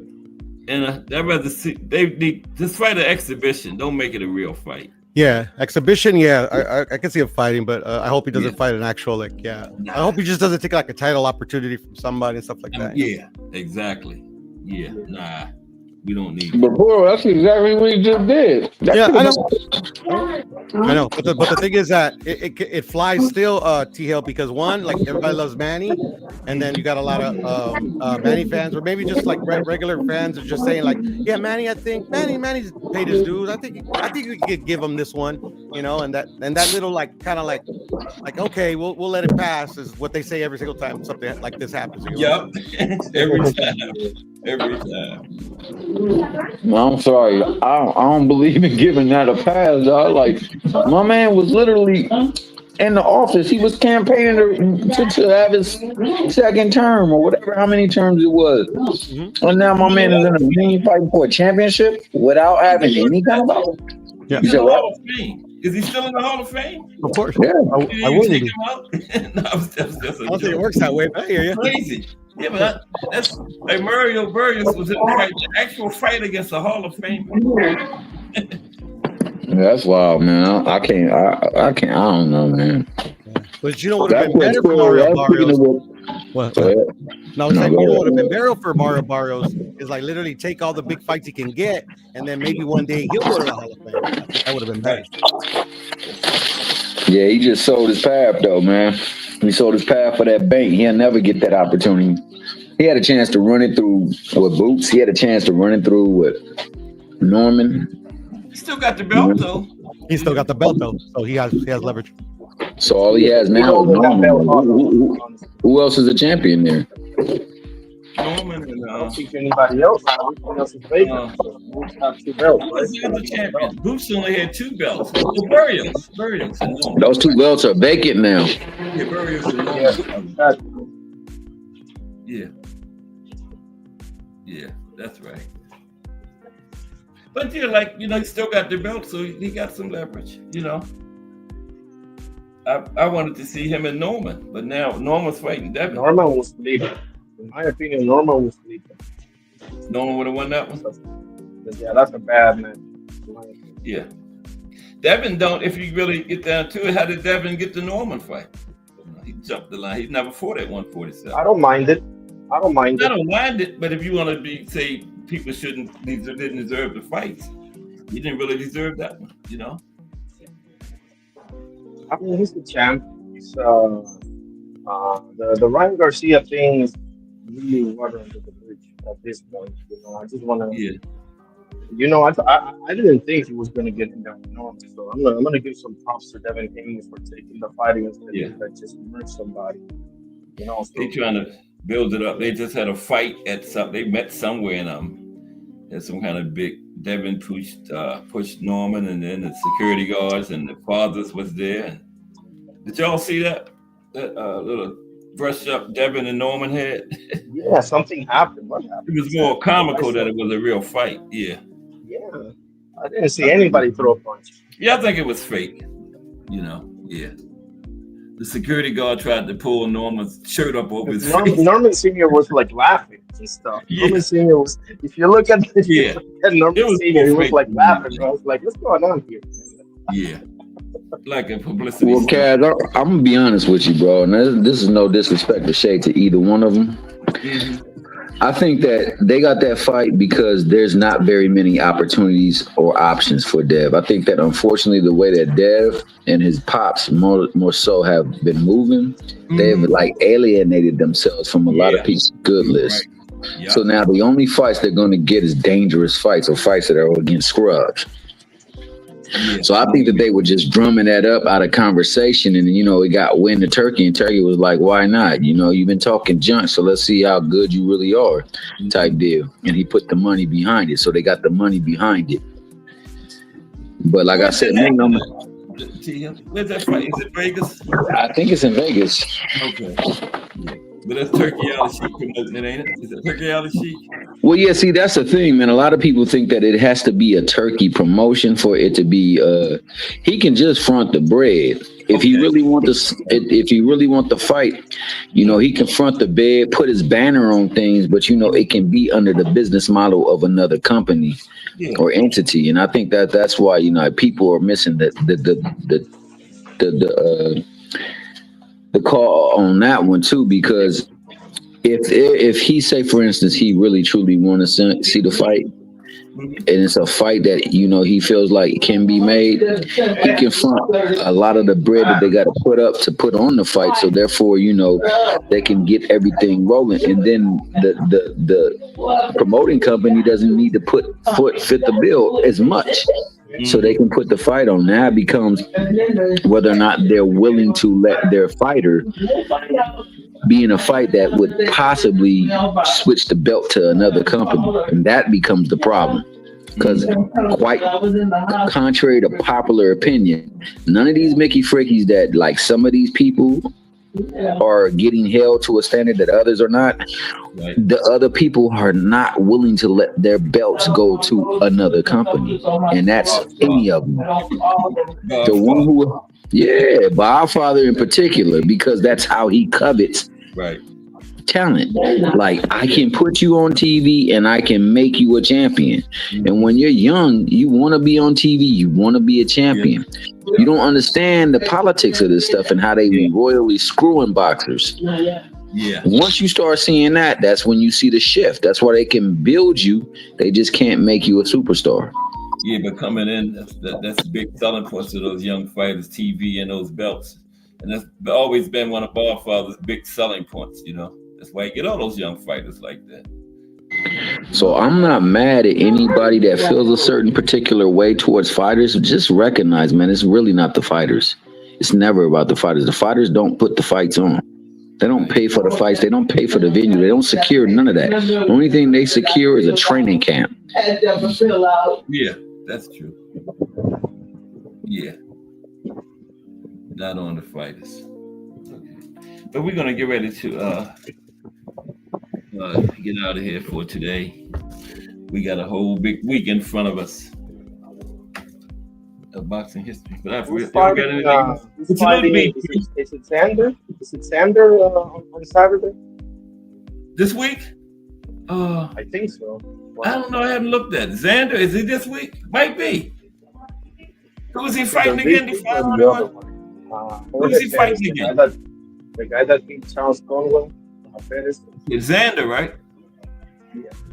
Yeah, I know he's coming up. It might be. What is this? The 26th? I ain't missing that one. I think it is him. This is the 26th, right? I think so. Yeah, I think it is him. Define. I think it is him this week. Yeah. That's a hell of a fight. Yeah. Yes, sir. That's a hell of a fight, especially if Conwell's on his P's and Q's, man. He ain't got it's going on in the back. That would help. He's fighting Jorge Perez, the guy that beats Charles Conwell. Who did he beat? Jorge Perez, the guy that beat Charles Conwell. Okay. Who else is on this card? Y'all know? This weekend. I know Xander is the headliner, right? Yeah. Okay. I don't That's know for a who belt. else. That's for a belt. Oh, okay. What belt is that? What belt is breaking at 54? A major I belt? think Fundora. Fundora's belt is vacant, and I'm pretty sure. Well, I don't know how it wouldn't be, but Bud's Crawford, yeah, his belt. Okay. The other two are Bachman and Virgil, right? We're getting close to September 13th. 12th or 13th, Bud and Canelo, one of those 2 days. We're getting close. Before you know it. I still got Canelo in that one. You find on it when you said you had Bud, didn't you? Absolutely. I still got Canelo. Decision. Yeah, Canelo by decision. Yeah. I'm the black sheep. You're not bad, Steve. You got decision you find on anyone? Bud by decision? What? Bud by decision? Yeah. Okay. Yeah. Okay. So in order for Bud to win by decision, he would have to put the beating on him that Bivol did. Right. I don't think Bivol lost 2 rounds in that fight. However, it wasn't like that on the scorecard. Just like, man, honestly, with all due respect, there are a lot of scorecards, man, that I just wonder how people got. I don't, for the life of me, understand how Maxie Hughes was able to lose to Kambosos when I saw him literally dominate at least 10 rounds. 10. Yeah, that's what I had. At least 10 rounds. How do you lose that fight? Oh man, they want Oh, to. yeah. I remember. Y'all remember the Sergio Martinez and Paul Williams one? One judge had it Yeah, 119-110 for Paul yeah, that Williams. was too wide. I remember that. Yeah, Yeah, that was wild. That was that was wild. almost a shutout. Yeah, that was Yeah. The fine Sergio. irony, this last fight that just happened last week, how did you score it? Which one? The The Pacquiao. fight. Yeah, the Pacquiao. How did you score that one? Honestly, bro, I haven't scored it. I kind of. It was close. That's a good question, bro. I was like, I want Manny to get it, but what are they gonna do with that? Like, if Pacquiao wins and he becomes the whatever champion, is he really gonna It was defend that close. title? No. It's Real like, close. I don't know. Like, I honestly believe if he would have won, they would have gave it to him. It would have been Pacquiao Floyd. That's what I believe. I don't think he fights in because I don't think too many other people gonna agree to take it easy on his ass. I'm sorry. right, No, right. no. It's the only thing. What you're saying, T Hill, is the only thing that makes sense for him. Honestly, I thought Barrios could have got him up out of there. Norma would kill him, probably. Yeah, Norman ain't taking it easy on him. Oh no. They wouldn't Hell even no. make that. They wouldn't even put him in. To me, if you don't train, like if I just try to get in there with a fighter and I'm not training, they gonna take that as disrespect. Yeah. Now, Yeah. if you've been up in the office making decisions for a country or nation, and then all of a sudden you come back and you just get you a championship fight and I'm the champion, I'm taking that as a sign of disrespect. Yep, it is. You know how hard it was for me to become a champion? Mm-hmm. I wouldn't give it I'm nothing. gonna work. Yeah. I hear you, but on the flip side, on the flip side, you're probably getting more money than ever before. Yeah. I'm getting money to mop his ass up, dog, because you know what? It's a disgrace. Now you laugh and define irony, but I'm serious. That's my mentality. Yeah. Like, bro, I really put in some serious blood, sweat, and tears. I got effed over in the process. And now you gonna get a shot after having a failed election? Hell no, nah, dog. Here, I'm gonna have to give you something for that. Yeah. And I like Pacquiao, dog. I've always been a fan of Pacquiao. Me too. I've only rooted against him in two fights. That's Marquez and Floyd. That's it. I ain't rooted against Pacquiao in no other fight. Mm-hmm. Not even the tournament fight. Nah, I didn't root against him against Thurman. I thought Thurman, honestly, bro, I thought Thurman won the fight. I'm probably one of the. I'm probably one of the. They waited the hell out of that knockdown. That knockdown gave him a couple of more rounds, in my opinion, dog, because I thought he lost more rounds. Yeah, no doubt. Yep. See, I'm never like I had this conversation with one of my good brothers, man, and he was asking me how many in rounds 3 and 4, how many times do you count Zepeda landing punches on Shakur? Right. And he said that, you know, in round 3 he at least gave him 62. You know, and that's ones that he just threw away. And I looked at it. Now, I seen some punches that could have been counted. But like, to me, they were more like deflected or somehow maneuvered by either the shoulder, the arm, or the glove. So I didn't really give it to him, but I did count 43. I saw 40 at round 2, round 3. They had to give it to Zepeda, because in 3, you know, that was when he got hit and went against the ropes. Okay, so for one, you know, that's got a look of like, okay, well, he caught you. Yeah. And unfortunately, man, I'm sorry, dog. If them ropes not there, he probably does fall down. Right. Did that hurt him? No, I don't believe it. No. Yeah, it was off balance. But we know that if you're off balance, if you trip and a punch lands, they can call that a knockdown. Yeah, If anything other than Now those feet touch their mat, that's a technicality. That's what I call a it's up to technicality. the But referee, it's, man. It is, but if that rope is not there, technically he hits the ground. Like I said, I was joking, but technically he back there with Tarver and them calling the fight because that's where they were. They were right by them. Okay. And if Referee that could rope have went called in, it a slip too, though. It's up to the referee. he could have, just like he could have Yeah. called that a knee, or he could have said, "Hey, dude, I don't know what the hell that was. It looked like you took a knee." Right. It was up to his discretion. Now the problem with the ref in the Tank fight was that he started counting. You can't Yeah. start counting and then stop and say, "Look, man, it looked like you took a knee." yeah. What's up, B3? Yeah, you're right. See, I agree. So yeah, I feel like What's up, B3? these people that what's up with you, B3? I thought he had came. Oh, there you go, right there. I guess one of them You in didn't work. B3? Oh, wait a minute. I didn't add him. Now he should be. What's up, B3? Was good, Oh, Cass. there Salute he to the family. T Hill, Define Irony. is. Here What we up, are. Will? Talking about what's the Nah, burial of Manny. What happened this weekend? That's all. Little okay, bit. yeah, I kind of feel like Manny probably should have got the edge, but as I was telling people before the fight, and I'm kind of Mhm. mad at myself for not betting the draw.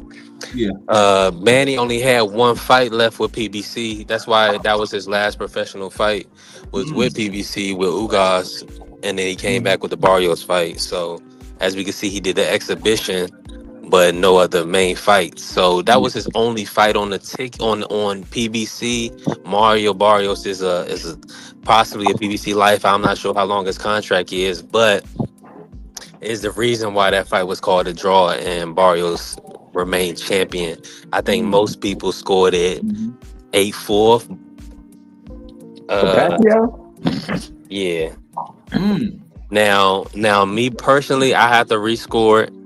I thought Pacquiao honestly was not letting his hands go as much as people are trying to say. I think both of them.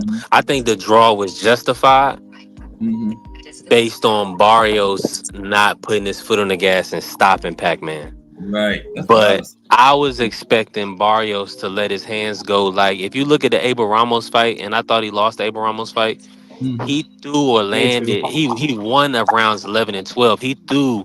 If y'all go back and look and see those stats, those punch stats, I mean, I Yeah. think he landed like 60 or 70 punches in like the last couple of rounds each. It was ridiculous. So he really showed me possibly. Unfortunately, guys, boxing is dirty, and Yeah. you hate to say this about certain guys, but it's I've seen Floyd pull punches against Logan Paul, and I will say that's an exhibition, but it happened, right? Yeah. We Yeah. see him, Yeah, we it seen him definitely hold happened. him up. So we Yeah. see what Jake Paul is doing in the sport of boxing. Dare I say that was more so of a sparring match to y'all, in y'all opinion? Yeah. For sure. So that's unfortunate that we had and that was a pay-per-view event. I think a I lot of know. people before the fight didn't want the fight because of that. You see what I'm saying? So it's just I just feel like, and I'm gonna be honest with y'all. I don't know if I want to see Pac-Man against anybody else. Only reason why I feel like it may be a farce, depending on who it is. What about Floyd? That's what I'm saying, and that's what I'm saying. It's gonna be a show like you saying, like the Tom and Jerry, or we just in here sparring. Like these Right. guys have done so much work in there. Like they boxed for so long. Like he could carry, like Floyd could carry a 6'2" novice in front of the world, and nobody Right. kind of bat an eye. So you don't think him and Manny could just spar or throw, go 8 rounds for the people, 10 rounds or whatever? Of course. Most But definitely. Yeah. do we want to spend our Saturday evening on that? We could Good be question. either watching real boxing or enjoying our loved ones doing other things. I mean, come on, A y'all. good question. Yeah. That's taken away from the young guys. Now, if they build up a car with and put a Scooter Davis on it, a Joseph Brown, the young guys, Emiliano Vargas, guys, things of that nature, then it makes sense. But outside of promoting the younger fighters, it's really pointless. Yeah. That's I true. feel, Well, I mean, oh, sorry, but go ahead, bro. no, you good. No, I'm done. No, I was gonna say. I mean, I don't know about if it's pointless. I mean, if it's pointless, they wouldn't do it. You know, it's not pointless to the fighters because they're getting paid to do it, right? You know, so from that perspective. But yeah, and then like literally like from the Manny Pacquiao fan that just wants to see him fight again. It's not pointless to them either. But at the end of the day, yeah, like we don't want to see an opportunity to take from a fighter that might not ever get that opportunity. They took it. Do you feel like Barrio tried to win that fight? Nah, he didn't try to win that fight. No. We all know so that's what what I'm pointing. And that when I say pointless, I'm not disrespect. I understand the monetary value that it brings. I'm just saying, Floyd Mayweather literally said he's doing legal bank robberies, meaning he's robbing the people. So I'm not trying to participate in that. That's all I'm saying. No, and neither am I. And Floyd's my favorite fighter, but I didn't watch the Conor McGregor fight. That's the thing about it. Like for an actual like a fight that you think is legitimate for a position, for a title, or ambition. At the end of the day, if there's somebody that wants to watch it and pay for it, like literally, like go ahead. Yeah. So y'all really saying the same thing? Nah, he's spot on, bro. Like honestly, when people say he 50-0, I say no, he not. He 49. 49-0. I don't even. I know they sanctioned that bout, but that wasn't my man had no business being in a sanctioned bout. Just like I don't believe Jake Paul has any business being in a sanctioned bout. Yeah. No. I mean, Jake is just it's affects your career, like you said. Oh, hey, Mo, another one. I'm sorry, fellas. That was like, remember Fury fought Ngannou. That shouldn't be no win on his record. Because then look what happened. Everybody got all hyped up over it. And then look what happened to him in the next fight when Joshua just sparked him out in the first round. Yeah, he got in there with somebody who wasn't going to play with him. Right. Joshua's okay. Define not. He's still in there. He's not up in here. Okay. What I was saying about he dropped out. Well, what I was saying about Pacquiao with him coming out of office after a failed election and getting a title shot is how I would feel working to become a titleist. Like, dog, I worked for this, man. I got screwed over for this. And you just get to come out of an office and fight for this? I'm beating your ass. I'm not taking anything. And that's what Joshua was like, dog. You think that this is like WWE or anything like this? I'm gonna show you how much WWE go on in this. And he did exactly what you were talking about. And Ngannou is so lucky that he got Fury first, bro. It's unbelievable, bro. He got another big payday out of it. Yeah, if he would have gotten Joshua first, forget it, bro. It would be like hello and goodbye. Yeah. Exactly. Now let me ask y'all this question: what's the what do y'all want to see Gary Russell Jr. do next? Magsayo. Yeah, I want that McZile rematch. I thought he won that fight. I think he needs to get that rematch back, and then after that, I don't care who he fights. That might be what they setting up, 135 or 40? What you want for next week for Gary Russell? So this is what I would prefer. I would definitely 100% prefer Max. So this is what the card I would set up. I would do Scooter versus Foster. All right. So we're gonna do Stephen Fulton versus O'Shaquie, and then put the Gary Russell Magsayo on the undercard or whatever, and then the winners meet. Now I would like that at 130. Now of course we saw he debuted at 135. If he gonna fight at 135, then give him Lamar Roach. Make it for DC. That would be good. Ooh, yeah. I like that one. I ain't mad at that. Yeah. So they got a couple ways to go about it because Lamar Roach, as we can see, he ain't little. He ain't no little kid. No. And for him to be able to be up in there with Tank like that, he may be okay at 140. So I wouldn't. I mean, if he wants to fight Pitbull or if Lamar Roach, I feel like I would support him as a boxing fan to get an Antoine Russell fight or a Pitbull fight if that's what he wants to do at 140.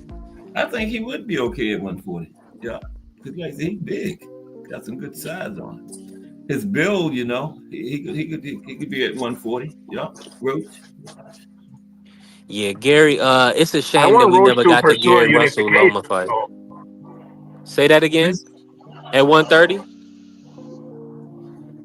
Say it again, define on it. I think I prefer Roach to pursue a unification. If that is not happening, I want him to go against Navarrete or 130. I mean, Yeah. Oshaki and Fulton are busy. So I get it. Oh, I I get it. see what you're saying. Well, I was just hopefully that they will work out an opportunity for them at 130. You see what I'm saying? Yeah. So he can keep his belt, and then, like you're saying, whoever win could fight Navarrete or whoever. So that Whenever makes winner. sense. Yeah, that makes sense. Yeah, make a lot of sense. Yeah. But see, these guys. See, the thing about it is, and he threw out the Devin and Norman winner. Lamont threw out going to 140. So I think he's playing the game now in the sense that it's how do I put this? Going back to 130 might not be in his best interest. I don't think it is. I think his time there is spent. Yeah. I mean, the only way you do go there is if you unify. You don't go there to defend or anything like that. You've already done that. So why do that? You have to unify. Now, if you're not going to unify, I mean, the one thing about him is that, there are some champions there that would spark a lot of interest and would be made on a good fight. But let's make no mistake about it. It's still at very best, a co-main fight. He's not main event right now. So, he had to go up to fight somebody that, people would best into to say, you know what, this could be a main event. Yeah. He might have been about to leave 130 anyway. I think he was done. I think once he had that first fight at what's the name, he was done with it. Yeah. Unless, like you said, it's right. So the right means I can defend this. I can try to unify this belt. Mm-hmm. But I'm no longer fighting mandatories. If that was the case, he would have fought the mandatory the first time. Like B3 said, he's big, man. Roach is. Now, let me add. That was Pierre McCrory, right? That was. Yeah, he did. Go ahead. He stopped McCrory. What's your take on Navarrete? Do you feel like he's what's your take on him right now? Do you think he's still going to give us good fights? I mean, I haven't heard anything about him in a comeback. I mean, Navarrete, to me, he's a very fan-friendly fighter, but he makes way too many mistakes and gets in too many unnecessary wars, in my opinion, because of his style. I mean, Liam Wilson, Conceição, I mean, fighters that, a more fundamentally sound fighter wouldn't have as much an issue with them as he did. I mean, he got dropped by Liam Wilson. He had him really badly hurt at some point, and he gets in those type of fights. So when you get that unification or that big dog, they're probably going to clean you out, bro. So Navarrete, to me, as exciting as it is to watch him, and I felt like Charlie Suarez got screwed, by the way. But nevertheless, yeah. Conceição beat him. I thought that Smith, or what was his name? Liam Smith was dropped him. Yeah, Liam Wilson. No, Liam Wilson. Yeah, Liam Wilson. I thought that was a knockout because hell, he was on there on that ground for far too long. Shades of Usyk. I thought that Suarez beat him. Like honestly, dude, he ain't got a win in a long time in my eyes from what I saw in the ring. Wow. I don't know if it's because he's been fighting at a lower weight and needs to raise up, or if it's just because, like you said, he's starting to get into people who are no longer the people that he can just beat on. Well, this is his 4th division, if I'm not mistaken. He was going to 135 to be a 4-division champ. Yeah. So this is his. So he's in his 3rd. So one. He said he was going. Am I coming through? You coming loud and clear on my end. Yeah, you loud. You good. I can barely hear you, bro. Go out and come back in, Define Irony. I thought Navarrete should have had an immediate. He said go back and come back in. I think it's on your end. Yeah. Well, bring you right back in. But I thought Suarez and Navarrete should have had an immediate rematch the way that fight ended, man. 100%. And I think they was trying to schedule for the Philippines from what I was seeing. But I don't know if they was gonna make that happen because that's kind of you taking the champ now. You taking the champ. I know you're gonna get a guy, a fair shake and try to give him another fight, but you can't take the champ to the Philippines. That would be crazy. Nah, no way, no way. Yeah, No. that would be That that doesn't would be make rough. sense. Yeah, that Nah, don't make sense.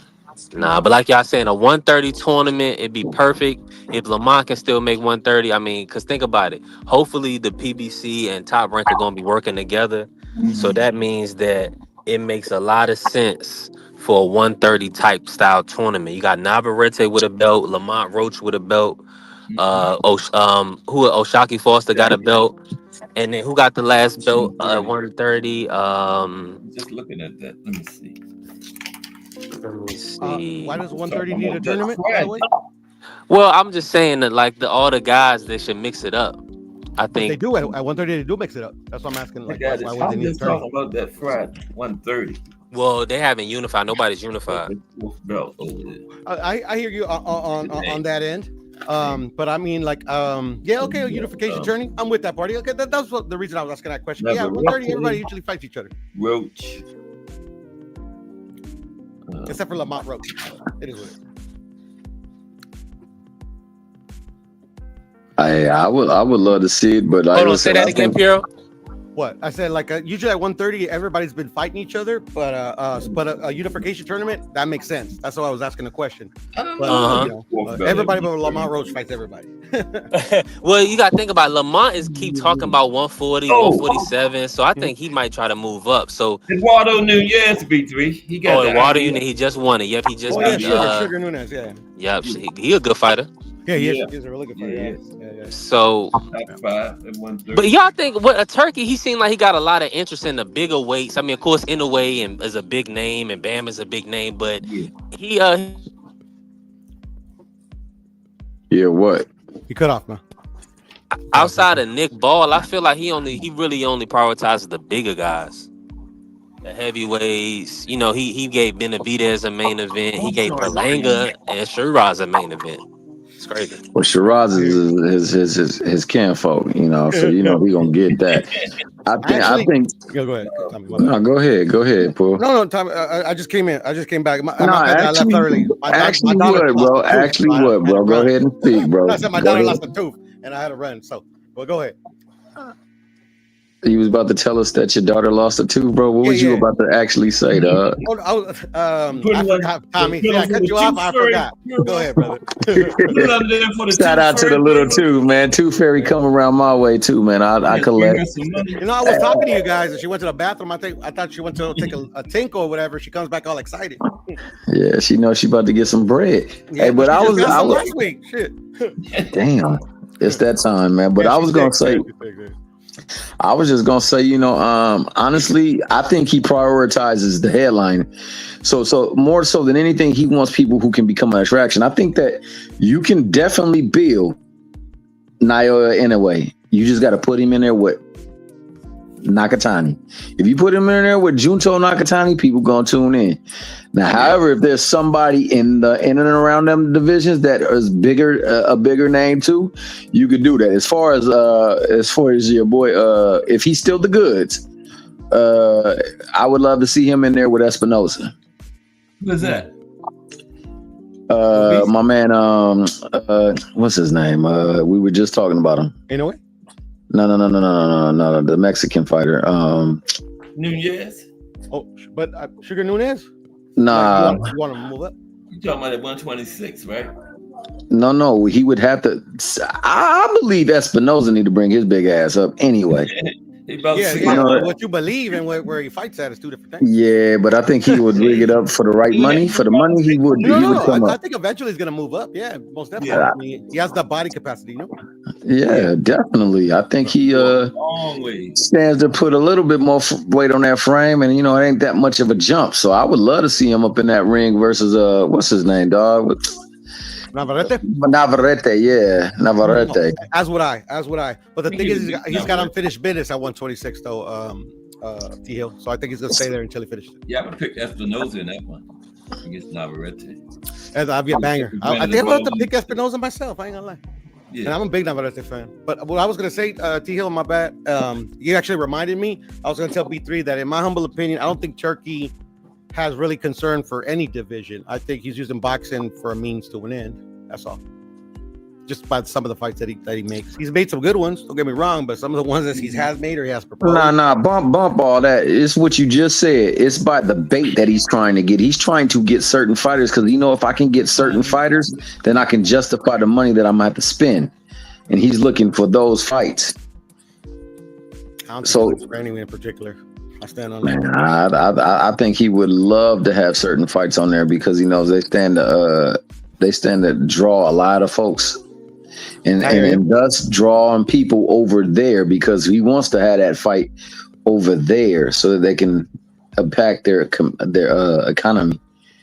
I don't think it's about that either, though. I think it's all about to me is showing the world a different side of what they truly are. I'm not saying that they still are what they are, but yeah, man, I just think it's a big what's it called? They call it sports washing, but I like to call it just a big show to like put on a, okay, we're not this people anymore.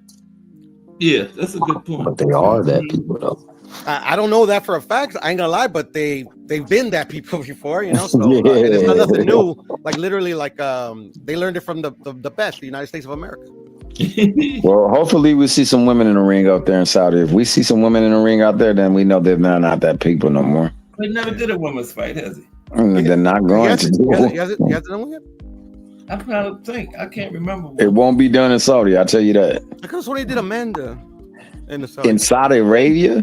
Well, not in Saudi, but a ride or whatever card season. Man, Toronto. I thought she did a Turkey card one time. I don't say in Saudi, but I think she might be right, True Pearl. I think I could maybe remember that too. Like not a big fight, but just on like a routine event or whatever. Yeah, I kind of remember that. Yeah. But that's what I believe. But that's just like a speculation of mine. But what he is what boxing has gotten throughout the years. He's literally just an investor. That's all. Like if you want to forget that he's part of a government, you want to forget that all of that stuff that people tend to sport washing this, that, and the other. He's literally just another bankroll for these promoters to exploit, which I think we've seen in certain matchups and stuff like that. Yeah, that's true. Yeah, but like I'm a simple man, bro. I'm not perfect. Literally, he gives me the Dimitri Bivol Canelo rematch. Shit, man. I will devise a propaganda plan so good, bro. They're gonna think they're like gonna save the world in 2 days. I'll hold his hand, T Hill. I'll hold his hand. God, on my daughter, I'll hold his hand. You see, they done forgot all about that. They're not even talking about that anymore.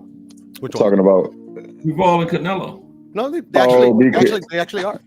Are they? Because they're trying to move talking about it for a cool minute. But I'm sorry, Tio, go ahead.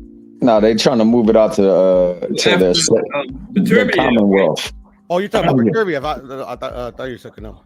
No, but then he's talking about the trilogy, right? What you said, brother?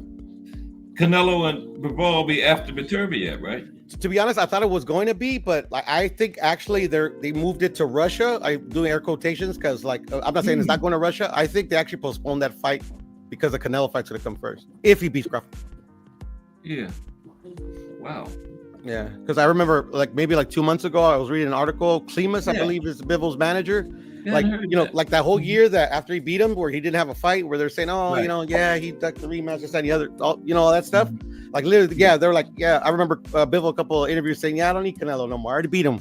And then 2 months ago, I was like hearing Klimas on an interview saying now that Archer's undisputed or whatever, the Canelo rematch is something we're really interested in. Canelo has some other options, but we've reached out, and that's the first time since he fought that he said anything like that. Yeah, and to me, it makes sense. It would be nice to put undefeateds on the line. That'd be nice. Which one? Which undefeated? Canelo or Canelo, Bivol, since both of them undefeated right now, put them both on the line. How they undefeated? I mean, not undefeated. I'm sorry, undisputed. I meant to say undisputed. Oh, undisputed. Well, but Bill's not undisputed no more. Oh, that's right. He's not. I forgot about that. And me personally, I don't care about the undisputed. I just want to see the rematch with him and Canelo. Yeah. I don't feel like seeing Canelo get beat by Bivol. What weight would you want Canelo go back up? 175 pounds. Okay. I like heavyweight. Okay. Yeah. I mean, that's his weight class. Like that's Bivol's weight class. Right. Okay. Because I remember one time right after the first fight, Bivol was talking about coming down, but I didn't really think that was going to happen. Yeah. Well, Like I remember that, Cass. He was saying that it's Yeah. not that hard for him to make 168, and that's because he was trying to get the initial fight with Caleb Plant done. Mhm. And they used them kind of as leverage. They're saying, okay, we can fight Dimitri Bivol if you don't want don't want to make like music. And Bivol's like, yeah, I can make that fight. But that's all. That's the only thing that I really heard that it went anywhere. Is him saying that I can move down if need be. Yeah.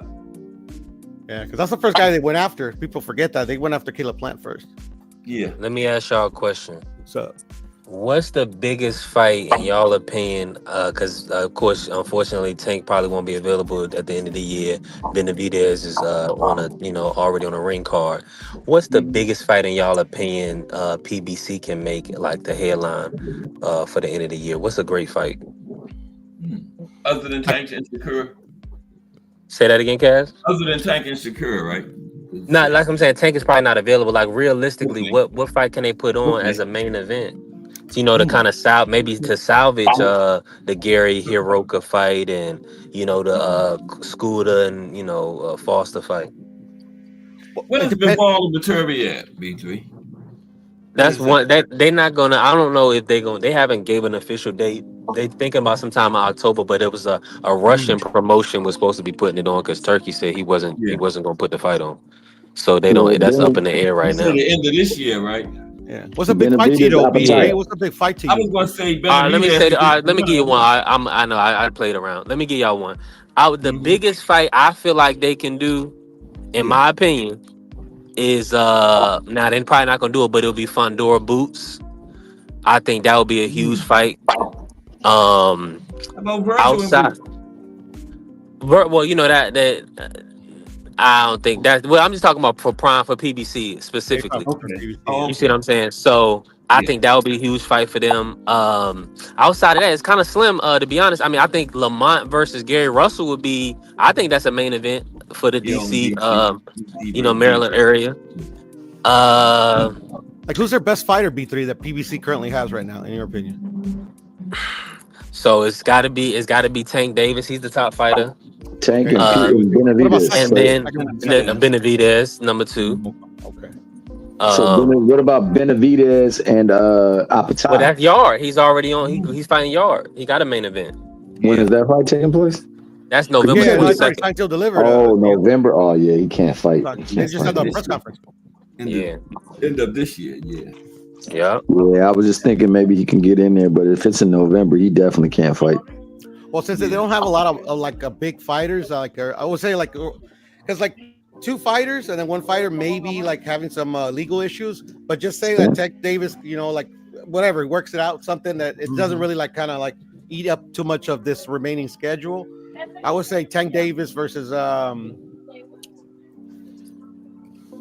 would be a good one. I think maybe now since Shakur, he just defended against Cepeda.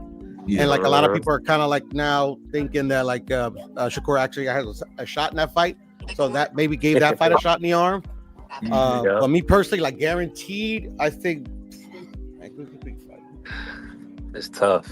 Spence Boots. You said Earl Spence and Boots? I'm sorry. Yeah, Spence Boots. That's a huge fight, but it's just But Spence has been off for too long, so the fans not gonna buy into it. I don't think it's a huge fight. He gonna need a tune-up. But it's a good. What think it would be a very good fight. And the way he lost the Bud too. Say big fight. Are you talking? I'm gonna be honest. Let me give y'all one. I didn't even bring it up. Is this still big for y'all? Jamal Charlo versus Caleb Plant.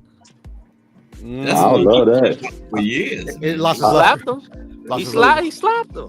Yeah, but for me personally, and I think for most now, that doesn't matter anymore. People don't even bring up the slap anymore. A lot of people are going to be feeling. I feel like it may have been different if Plant would have got a stoppage or won. But you're right. Yeah, they ruined a bit of that. I mean, they can still sell it. Don't get me wrong. But because people, I think people, if they, it's all about marketing certain fights. If they can market it right. But the slap I don't think is in play no more, and he did lose. So it's too long. Yeah, the loss plays ugly. The loss. Well, I'll tell you right now, Jamal versus the guy that Caleb lost to, Resendez would be a nice fight. I think that would be. I like that fight. That's a good fight. versus Maul. Okay. Racindi's earned that fight. Yeah, no, that's factual facts. I don't want to see Caleb Plant and Jamal. I Yeah, don't want to see Caleb Plant and Jamal in the 100%. first place. 100%. Fandora. You never did? I thought I did at one point. I definitely wanted to Somebody do say it. Fandora and Boots.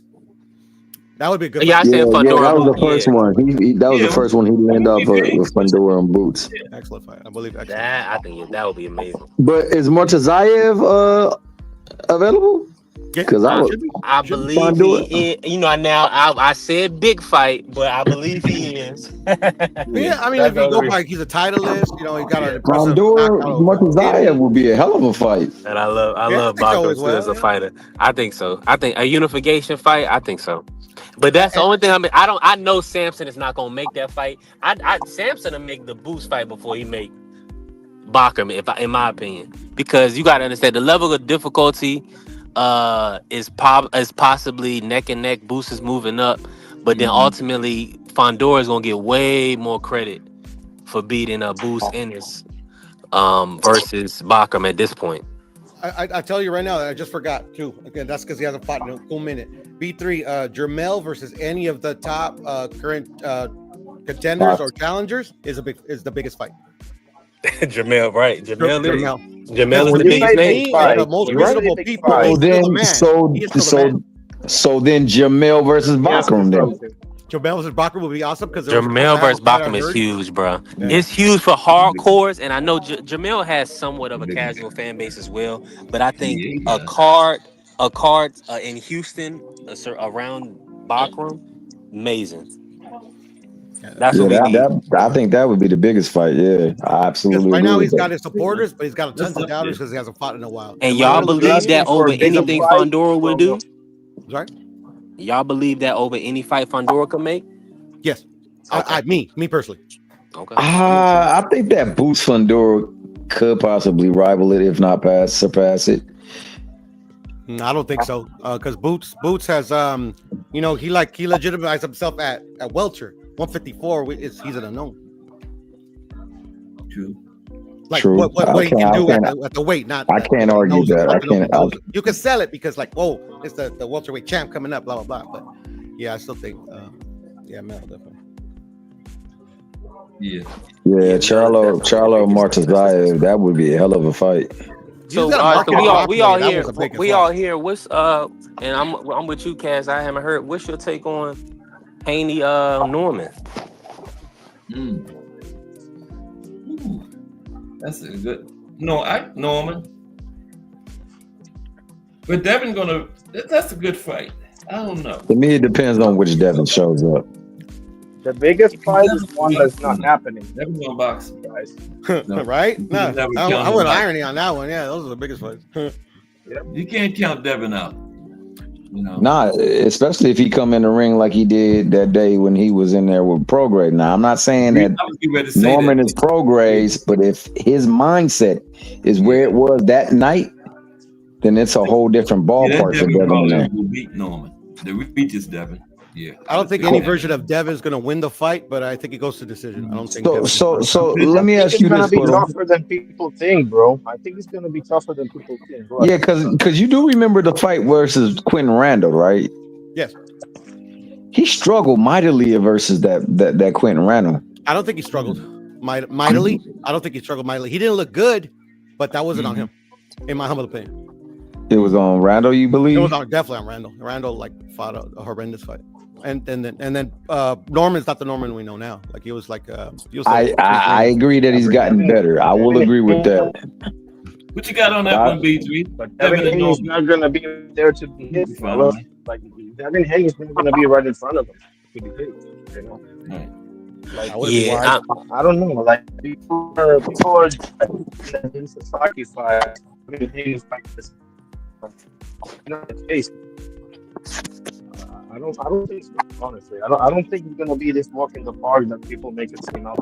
I don't think it's gonna be walk in the park either. That's why I got Norman in 12. Huh. Now with that, you said Norman in 12, Pietro. Do you feel like how many knockdowns you feeling? What kind of fight you gonna see? Because if Norman win a decision over Devin, I mean that's gonna be interesting.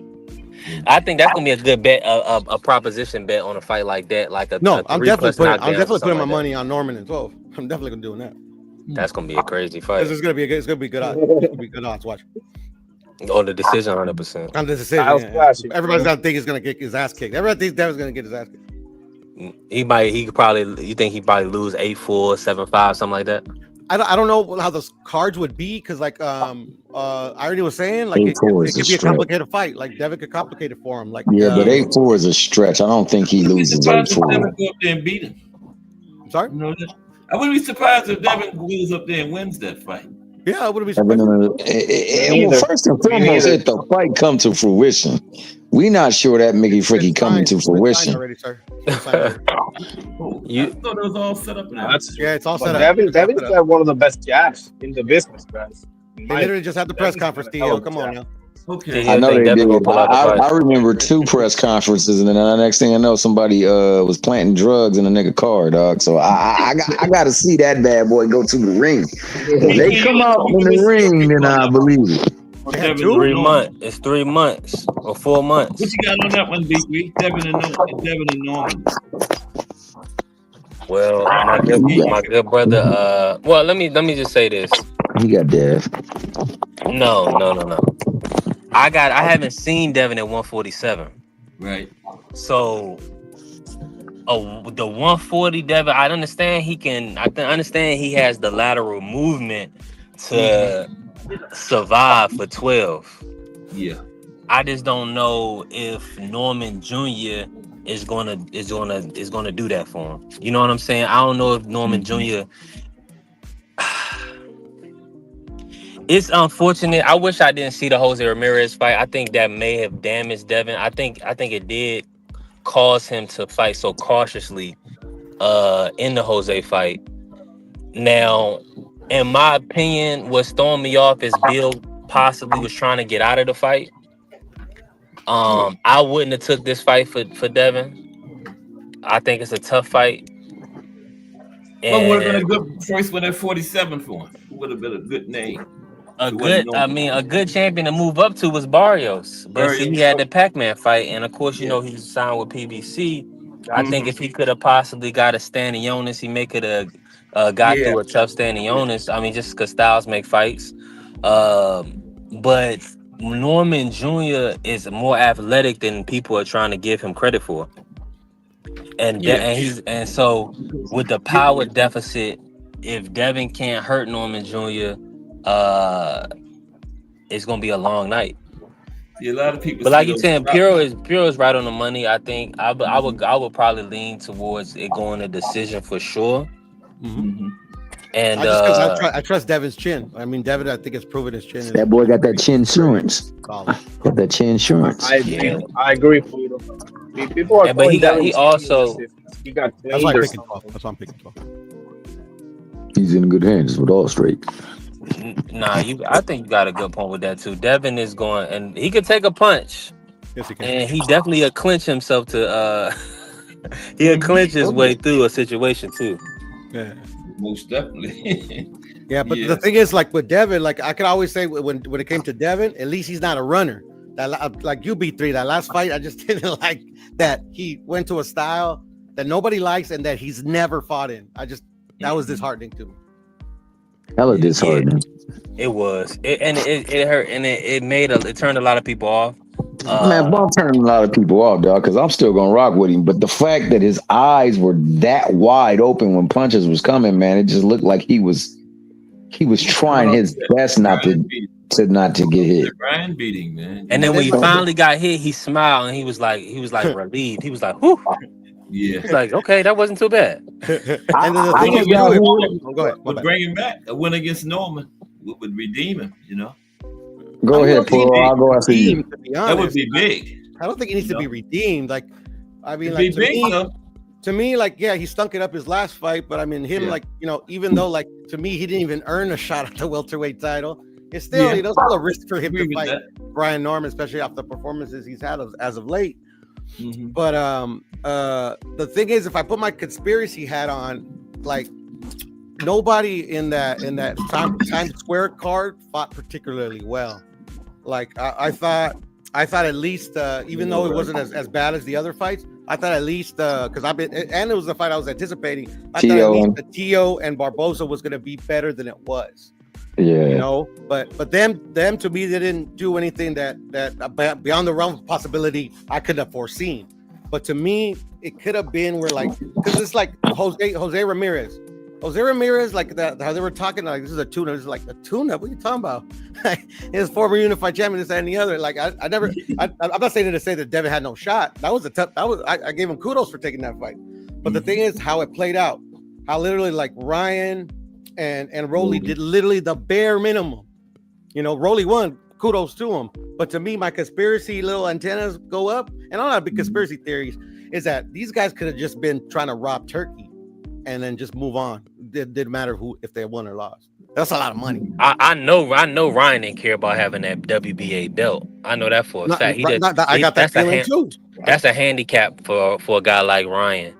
And ultimately, Turkey put those boys in a street. They were literally fighting on a street. Yeah. So I think they also were promoting the Ryan rematch before he even won the fucking fight.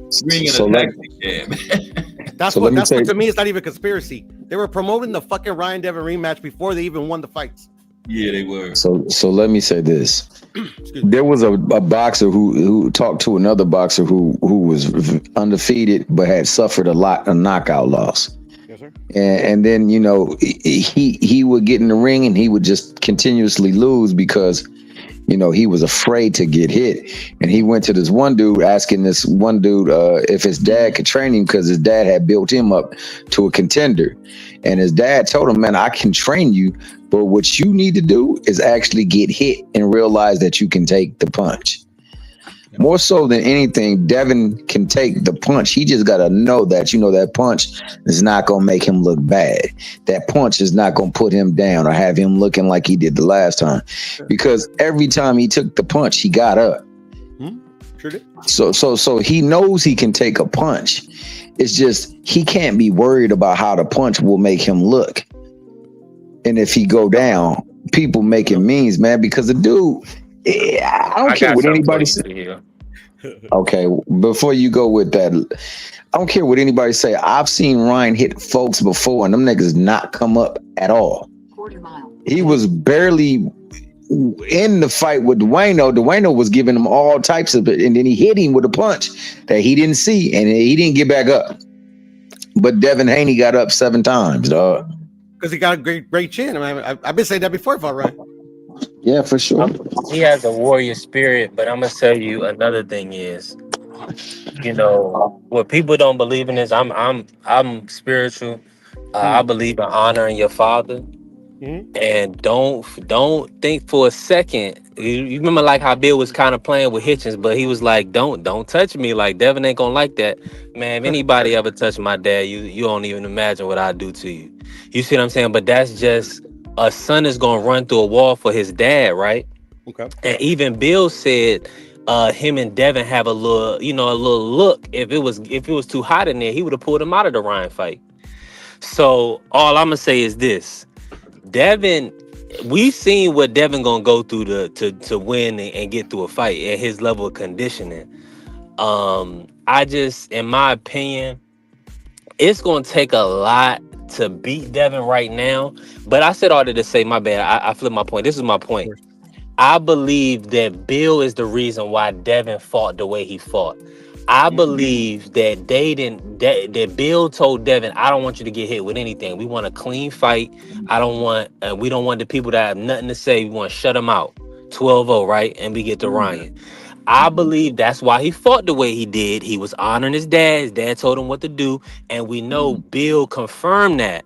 Now, do we take away from the fighter for that?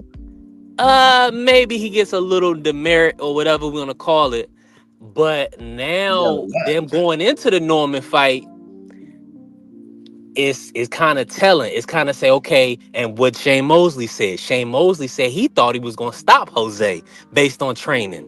Wow. Shane Mosley not gonna cap. No. You see what I'm saying? So what I'm saying is, them taking this fight, we in for a hell of a fight, and Devin may not be damaged as people may think he is. they may have played somewhat possum. And what did Hitchens say?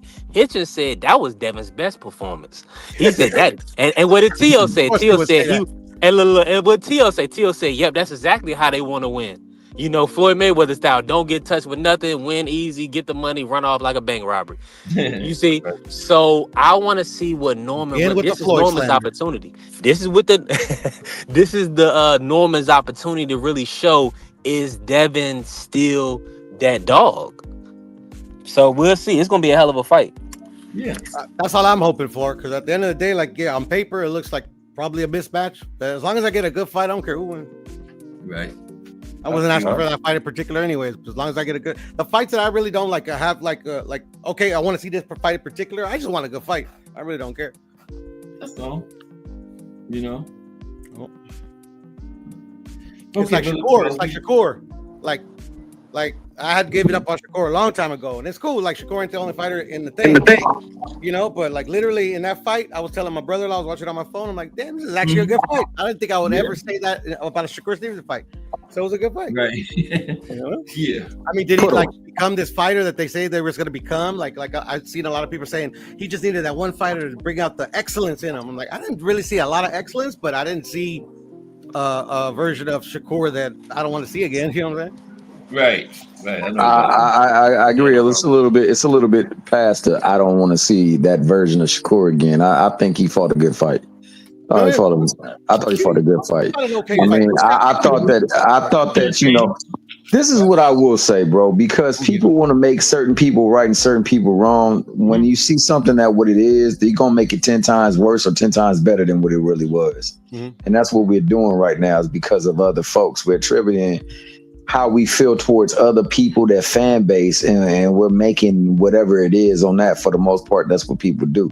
Not saying anybody here doing it, but just saying that happens a lot in these damn streets out here in YouTube. Yeah. Unfortunately, it was a very good fight. It was a very good fight. I was happy. I thought that. Yeah, I was very happy, Kaz. I thought that. I didn't think. I honestly didn't believe that.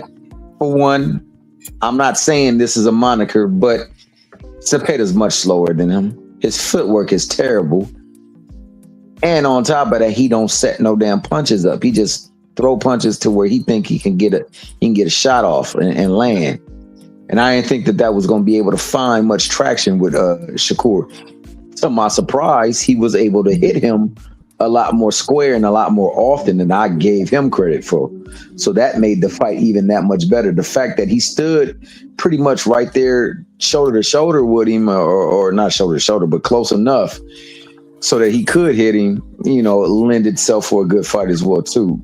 Yeah. But I mean, like I said, the thing that I saw, that I knew, was that, you know, his countering ability was much sharper than, you know, his ability to land punches consistently on him that would affect him. And I think that's what swung the fight for Shakur. I think that activity and aggressiveness was on the side of Cepeda. I think that cleaner, more effective punches and countering was on the side of Shakur. And then it was the fact that, you know, he's somebody that they can make a bigger fight with. I don't think the fight gets as big for them. You don't got no inside? I don't got no inside. I disagree. I disagree on everything but the counterpunching. What else you believe in?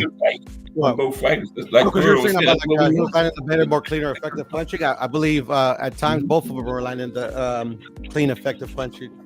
At the end of the day, like literally, like I never thought that Cepeda was going to win the decision anyways. So the egregious and downright hysterical scorecards that were given, it was atrocious. It doesn't matter. It don't matter. You know, because I didn't think he was going to win the decision anyways. You know what I'm saying?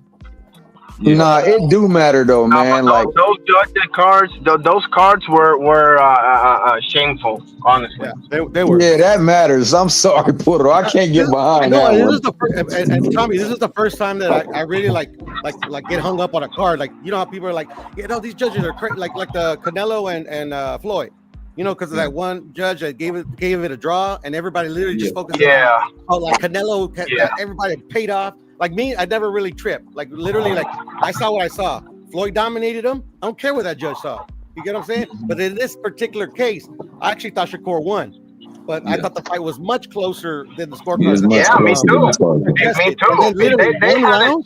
one round, come on. Yeah, they had it 12-0. I think 2 judges had it 12-0, and another one had it 11-1. Like, bro, like what the heck? And I just bring it up to say that those were egregious. Like, yeah, I thought they were egregious. But it is what it is. They were big time egregious, man. Hey, Define Irony, Mike Massey shouted you out. Hey, Mike Massey, God bless you, brother. God bless you, Mike. Okay. I appreciate this discussion, man. This was excellent commentary. I love this, bro. Hey, Tommy, before you leave, bro. Oh, anytime, bro. I was going to tell you what I did find telling, though, in this fight, even though Shakur won, I thought Zepeda fought very well. Literally, where Zepeda was successful, it really kind of opened my eyes because, like, they sell you on Shakur that he's like one of the best jabbers in the sport, and he got a good jab. I ain't gonna lie, but like literally, Zepeda's jab was literally, it might be far superior than Shakur's in this fight. To me, that was telling to me. And then the body work, like literally, didn't they give Devin credit for all this body work against Lomachenko, and that's how he won? They did zero for Zepeda. You're right about it. I was just like going to 110 flips to the body. What are we talking about here? I just was about to mention that on our way out. Yeah, but anything, I thought those were telling. So I think Zepeda's gonna, become champion. This wasn't enough this time. Who's the best? What's the best fight for Shakur next? Let me see. Was Shakur next? Yeah. Other than Tank. Nah. Well, if he's calling people out at a higher weight class, then why not fight Ryan? Raymond, I would say Raymond. Muratalla. Everybody can say Tank, Shakur. Just fight him already. Beat his ass, so we can just stop talking about it. That's what I want more so than anything. Would y'all take the Shakur Lamont fight? No. I would think that only after B3. Rather see Muratalla. Muratalla would be a good fight. Yeah, that would be a really good fight. Okay. That ain't happening. Raymond or Andy Cruz. Raymond or Andy Cruz. I can't think of anybody else on it. Either or. They are not getting that Muratalla fight. They're not getting that Muratalla fight. Bob is not. Bob ain't letting. Man, he gonna beat that boy, and he ain't letting that belt go. Yeah, I agree. I agree on both things. The styles are interesting because Muratalla has more power than Zepeda. He's a little bit more defensively responsible than Zepeda. He's more like a fundamentally like a traditionally fundamental fighter. I don't know. That would be an interesting fight. In my opinion. It would be an interesting fight, but it would be how would he track him? Because he's gonna have to track him. Oh, my bad, Kaz. Go ahead. My bad. No, I'm just saying I agree with Puro. Muratalla would be a. I was gonna track him. Muratalla, in my opinion, has very underrated footwork. I don't think so. I don't think so. I don't think it's gonna be interesting. I mean, maybe I saw Muratalla look real suspect against Saura Tulaev personally. So I don't think so. I don't think Muratalla is that good, bro. I could be wrong. Hopefully, I'm wrong, but I don't think Muratalla is that guy. But versus who? Good up to that point, Saul versus Saura Tulaev, his last fight. Abdulaev. How did he look bad? He dominated the first half of the fight and then waned in the second half of the fight. And I'm like, man, could this be one of those dudes that are like, one differently on the first half and the second half, something like that. But I don't think it's gonna be. Wasn't that a stoppage? No. It went decision. It went the distance. Okay, so but it was over. It was an ass kicking, wasn't it? Not really. No, not really. I remember he won though. He won, but I mean, it was like it was kind of like Cambose's Mickey Bay. I'm just joking. Nah, he ain't joking. It was kind of like that though, dog. Mickey Bay, in my opinion, split decision. Abdulaev did not beat fucking Muratalla. Not in Shakur Stevens' head, bro. I don't care. Muratalla had trouble with Kevin Farmer also, bro. I don't know. I'm not sure about Muratalla personally. Piero's from Cali though. That's he's gonna hold it down for Raymond. Why? Why am I going to have a Raymond? You from Cali? I mean, Raymond beat one of my favorite fighters, so fuck Raymond. To be honest, I don't care where he's from. He beat the living shit out of him, bro. And I was hoping he was gonna. Nah, I mean, you never know. He might still be good, but Who one of your favorite fighters? Perez? no, it was shit. I don't know why I'm losing his name. Shit, because he hasn't fought. He was an up and coming guy out of Guadalajara. Okay. Yeah. He actually Raymond ducked him like a one fight before, so I thought it was gonna be a good fight. I thought Azabache Martinez. Azabache is his nickname. You know, that. like literally, like he was like Check that high out. prospect. He was gonna come in as a replacement. I'm like, oh man, I think he's gonna whoop. My boy's gonna whoop more Thay's ass. We're gonna Thay's obliterated him. Yeah. Well, I mean, no harm, no foul, whatever, man. Make the best man win. But yeah, fuck Will Thay's. We gotta get out of here. Appreciate you. All right, brothers. Thank you very much. Appreciate the Cookcast, man. And listen to anybody listening. Follow me on B3 Big Picks TV. Yeah, B3, you gotta give me that commercial so I can advertise for you, bro. I gotta make a new one. The one I got right now, it has copyright and stuff when you're ready, okay? B3, I want to give you a little test, a 5-second test. Did you make any money this weekend? Yes. Nope. Oh, you did? Okay, cool. Yeah. Can I tell y'all the parlay? It's funny. Listen. Let me take. Okay, let me say this. I will leave it at that. But I had a crazy parlay this weekend. Well, no, I had money. I had Usyk, so Usyk covered my ass this weekend. Boxing was trash. I did take. You're covering my ass, bro. And I didn't mess around with that fight because I was listening to too many people talk about Tim Tszyu and Brian Mendoza. It was crazy. But listen, I had Max. I did an MMA parlay. Max Holloway. I took Costa. I took Michael Johnson, and I also took Pitbull Patricio. And I had it with the Bam not go the distance. $20 to win $1,900. Hey, listen, before that, I was beat down in my socks before that.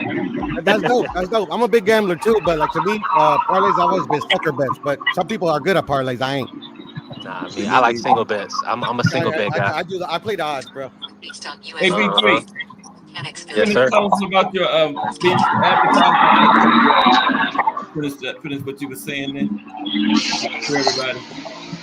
Oh yeah. Well, no. I'm gonna start going lives and doing more on YouTube as well. B3 Picks TV. But I got the membership. I do pre-fight picks of the week, and also I do live betting options. So really, what I do is I be breaking down the fights in my head, and then whatever the best options, I try to put that out there to my people.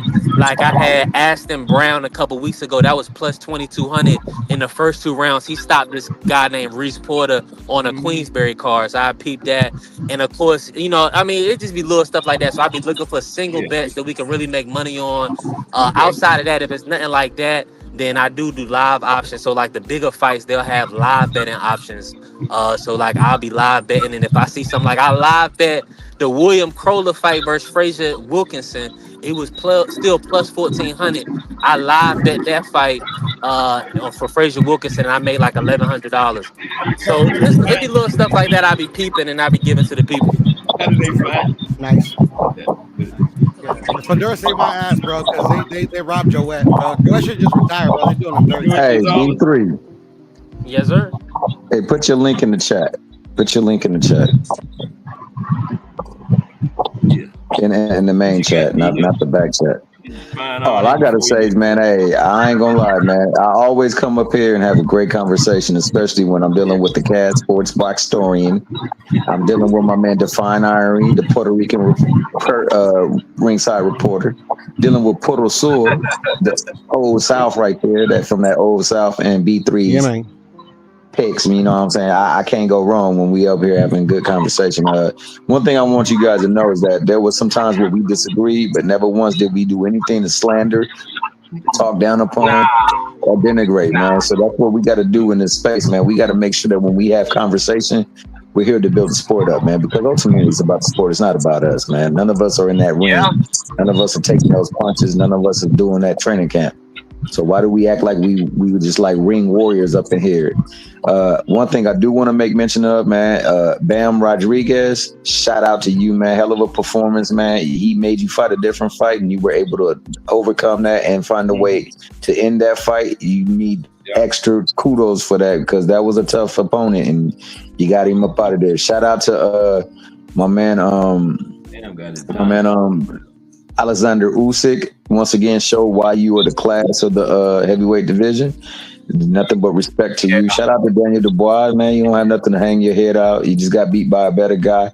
And shout out to the people in the corner of freaking well, not a shout out, but a major blow to you guys, man. You took a fighter that was on the cusp of maybe a great career or a very good career, and you damaged him emotionally. And that boy, ever since that damn fight with Sebastian Fundora, he has not been the same. Y'all should have stopped that fight when that boy got that cut, and you would have saved his career. Yep. That's a great call, bro. That's a great call right there. That's a great call, bro. You feel better now? You always said you had a bad feeling about that Usyk Dubois fight, remember? Oh, yeah, I feel, yeah, man. You know, I was dead wrong, bro. I was saying forever that I had a bad feeling. You know, I missed something. I missed the fact because, you know, I was thinking, right? And hindsight is 2020, obviously. But I was thinking, I was dead wrong, bro. Because I kept thinking about Dubois steamrolling AJ, and I'm like, hang on a second.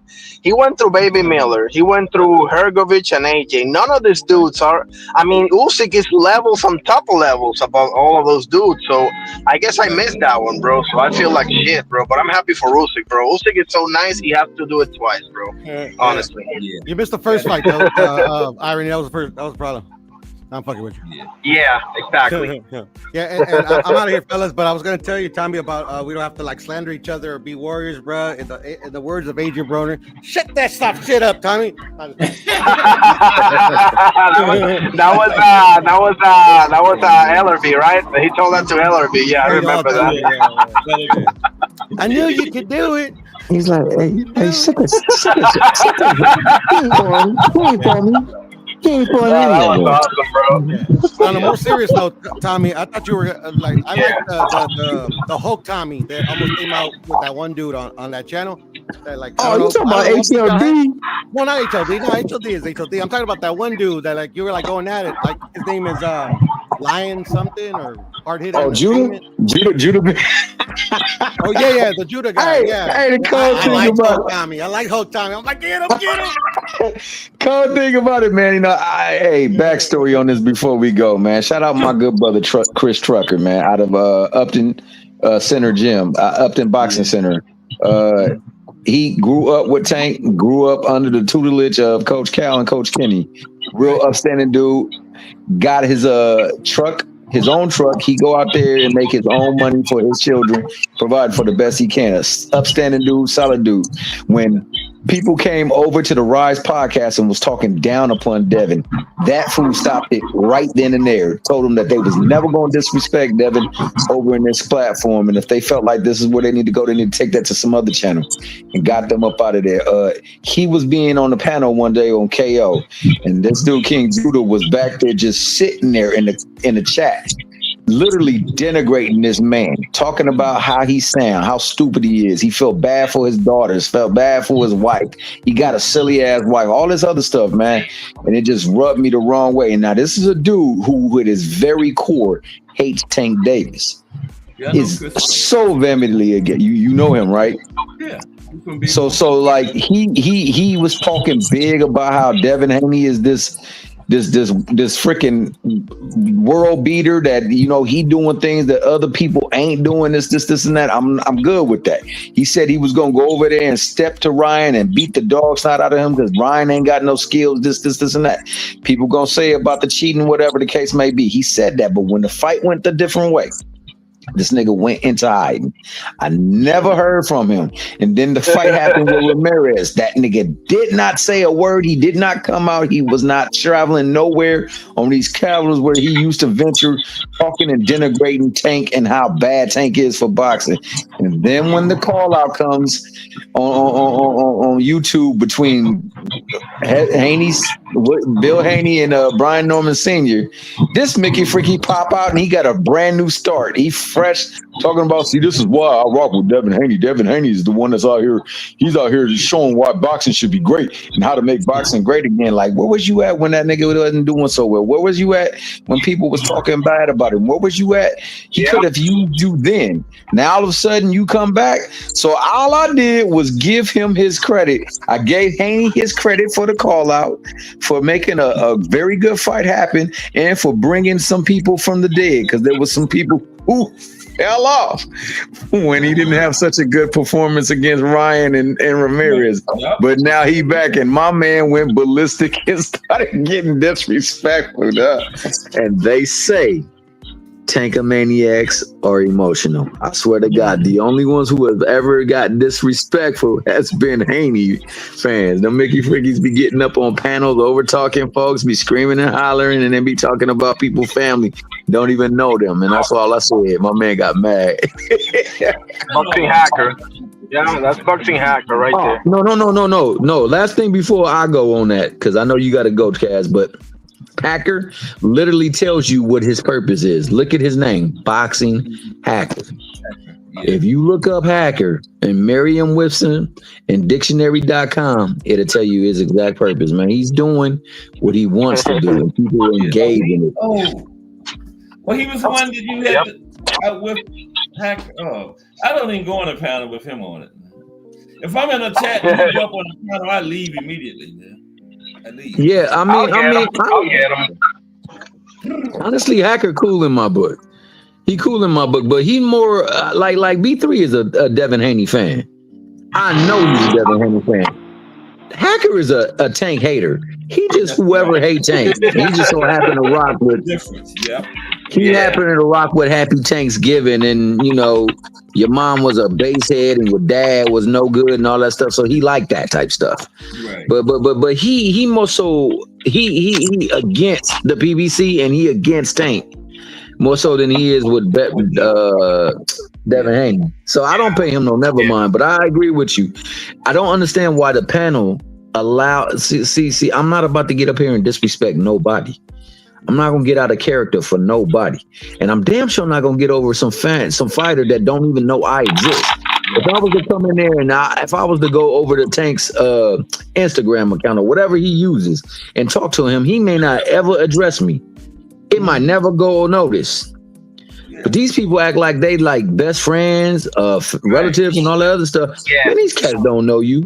And I don't care if this new Tank is out here doing stuff that he should not be doing. I'm gonna say it. And Hacker is funny sometimes. Hacker will crack some jokes that will make me laugh.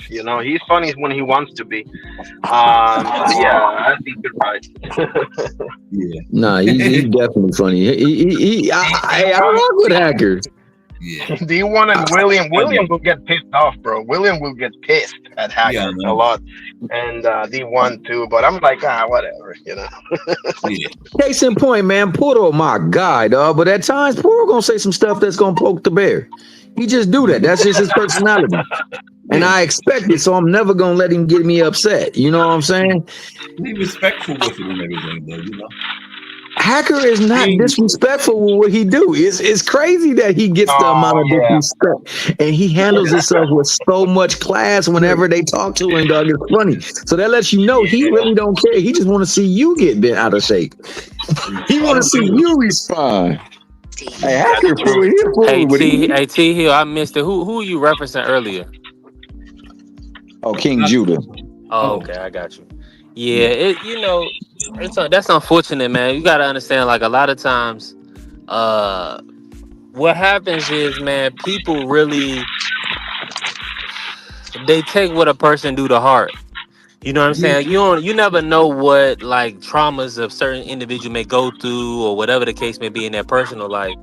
And a lot of times they'll get a platform or a position and they'll speak freely. And a lot of times it may be sometimes it might be disrespectful, or they might not be able to articulate themselves well to, come off either not politically correct, but come off at least respectful. You see what I'm saying? So a lot of times dudes, I don't think it'd be purposeful. It's maybe a lack of understanding, But They're I just probably said I said that this, projecting. let You me know, and I I think I they're said projecting. go ahead there. I'm sorry. Go ahead. No, no, I'm sorry. I didn't mean to cut you off. I was just saying that to me, they're just projecting. You know. Go ahead. I'm Right, sorry. 100% based on whatever they had going on in their situation. So they feel opportunity, like maybe they say they feel like they better than somebody that had a dealing with a lady or a woman that was unfavorable. You see what I'm saying? So they'll judge, and that's a game that you don't want to play. I wanted to say this about I said all that to forget what I was going to say. No, you was talking about how people project and do things because of the environment that they come from and the pressures that it Right. have upon them. 100%, 100%. That definitely does happen.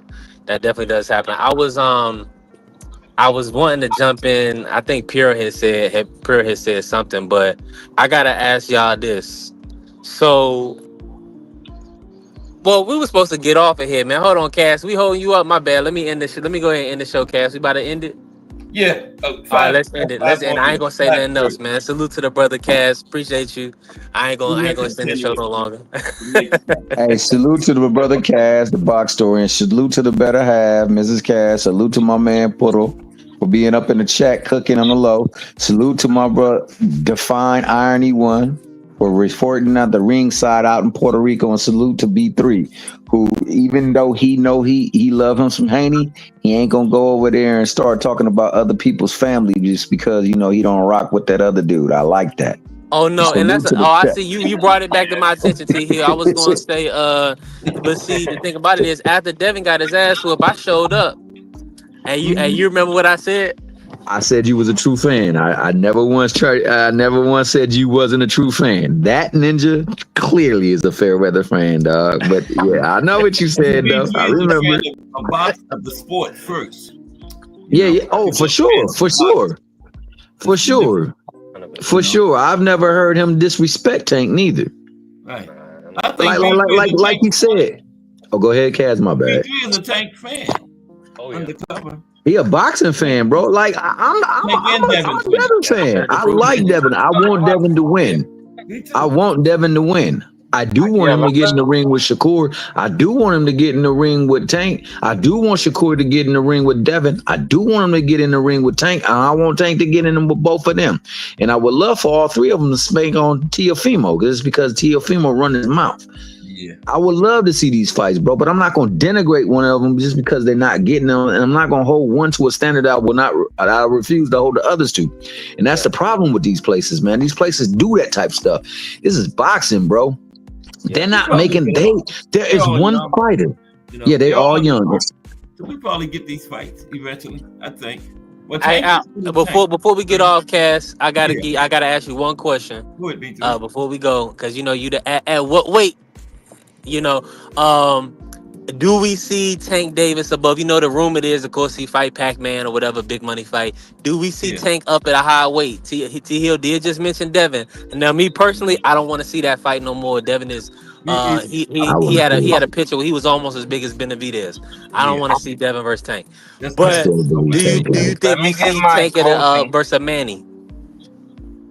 Nah, hell no. I don't think Hell so. no, man. You're trying to kill Manny? Somebody trying to kill Manny here or something? The farthest I can see Tank is maybe 140, and that's maybe. I see him in the ring with them all. I just don't think he's going to get as big as them. I saw Mayweather in the ring with people, and he was nowhere near that size. Right. All you got to do is just get to the point where you're comfortable at a weight that you can, and make sure that you don't allow for them to body you. And if you can do that, you be all right. So he's just going to have to find a way to use the skills that he said he possessed. But motherfucker said he wanted to fight Devin. He had to fight Devin. So I'm expecting to see that fight. And I don't give a fudge how big Devin come in the ring. That's just me. That's how I feel. But that's how I fought when I was in the thing. I fought many people bigger than me. I didn't give a fudge. I didn't care how big his ass was. I was just hoping that if I can get him with one good punch, if I can get him on the ground, then it's me and him. It was out the street though. Yeah, but in the ring, they got both of them got far greater skill than me. So I do believe the fight can happen. I don't believe it happens next. I think that he got legal battles that he's got to conquer before he can do anything. But then I think Yeah. it's got to be a systematic. You said these names. Well, you got to get closer to when you're about to your end game fight should be Devin Haney. Because after that, you're going to go into retirement and then hopefully you can go fight some exhibitions. But you can't just take him now because then you would go too far up to come too far down. You got to do it in succession. So you got to get the people that you can get. So right now you can get a T.O.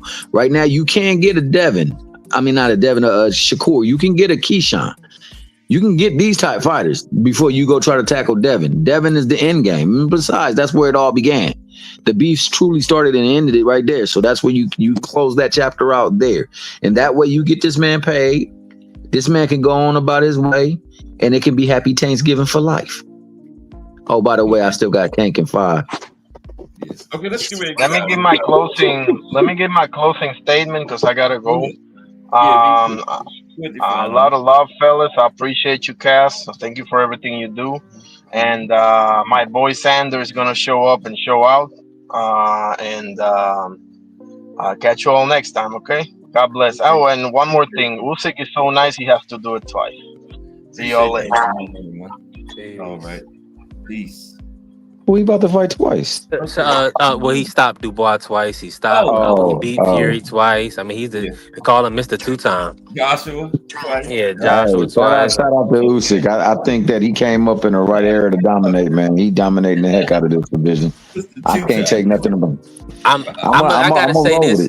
I gotta say this before we get off, Cass, because we haven't mentioned none of the beautiful women in the sport of boxing.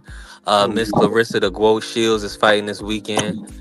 She's defending her undisputed heavyweight championship. So look forward to Clarissa fighting this weekend. Yeah, I forgot about that. Oh yeah, she does fight. She does fight. I don't know who she's fighting, but Lonnie Daniels. Shout out to New Zealand. Yep.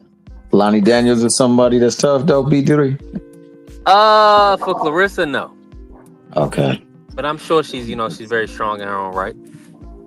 Hey man, shout out to Cass Sports, the box store, and shout out to Mrs. Cass, the better half. I saw she saw sales up there, so that means time is limited, man. So on that note, I'm gonna give us our farewell. Hey, if you don't know, you in the right place to dive in a little bit of history that we call boxing. We are here with the great brother Curtis Sewell, aka Cass Sports, the box historian, and right here is where he puts the spotlight on all things boxing, scanning the whole annals of time, all the things that make this sport what it is, all the things that has transpired, and he brings to light the beauty that is inside the ring, the beauty of getting people to the ring, and the beauty of letting the ring be seen across the world and in the various venues where they may host the event. So with that being the case, man, if you've been in here and you haven't hit the like button, please accommodate it. Get acquainted with it. Touch it. It likes to be touched.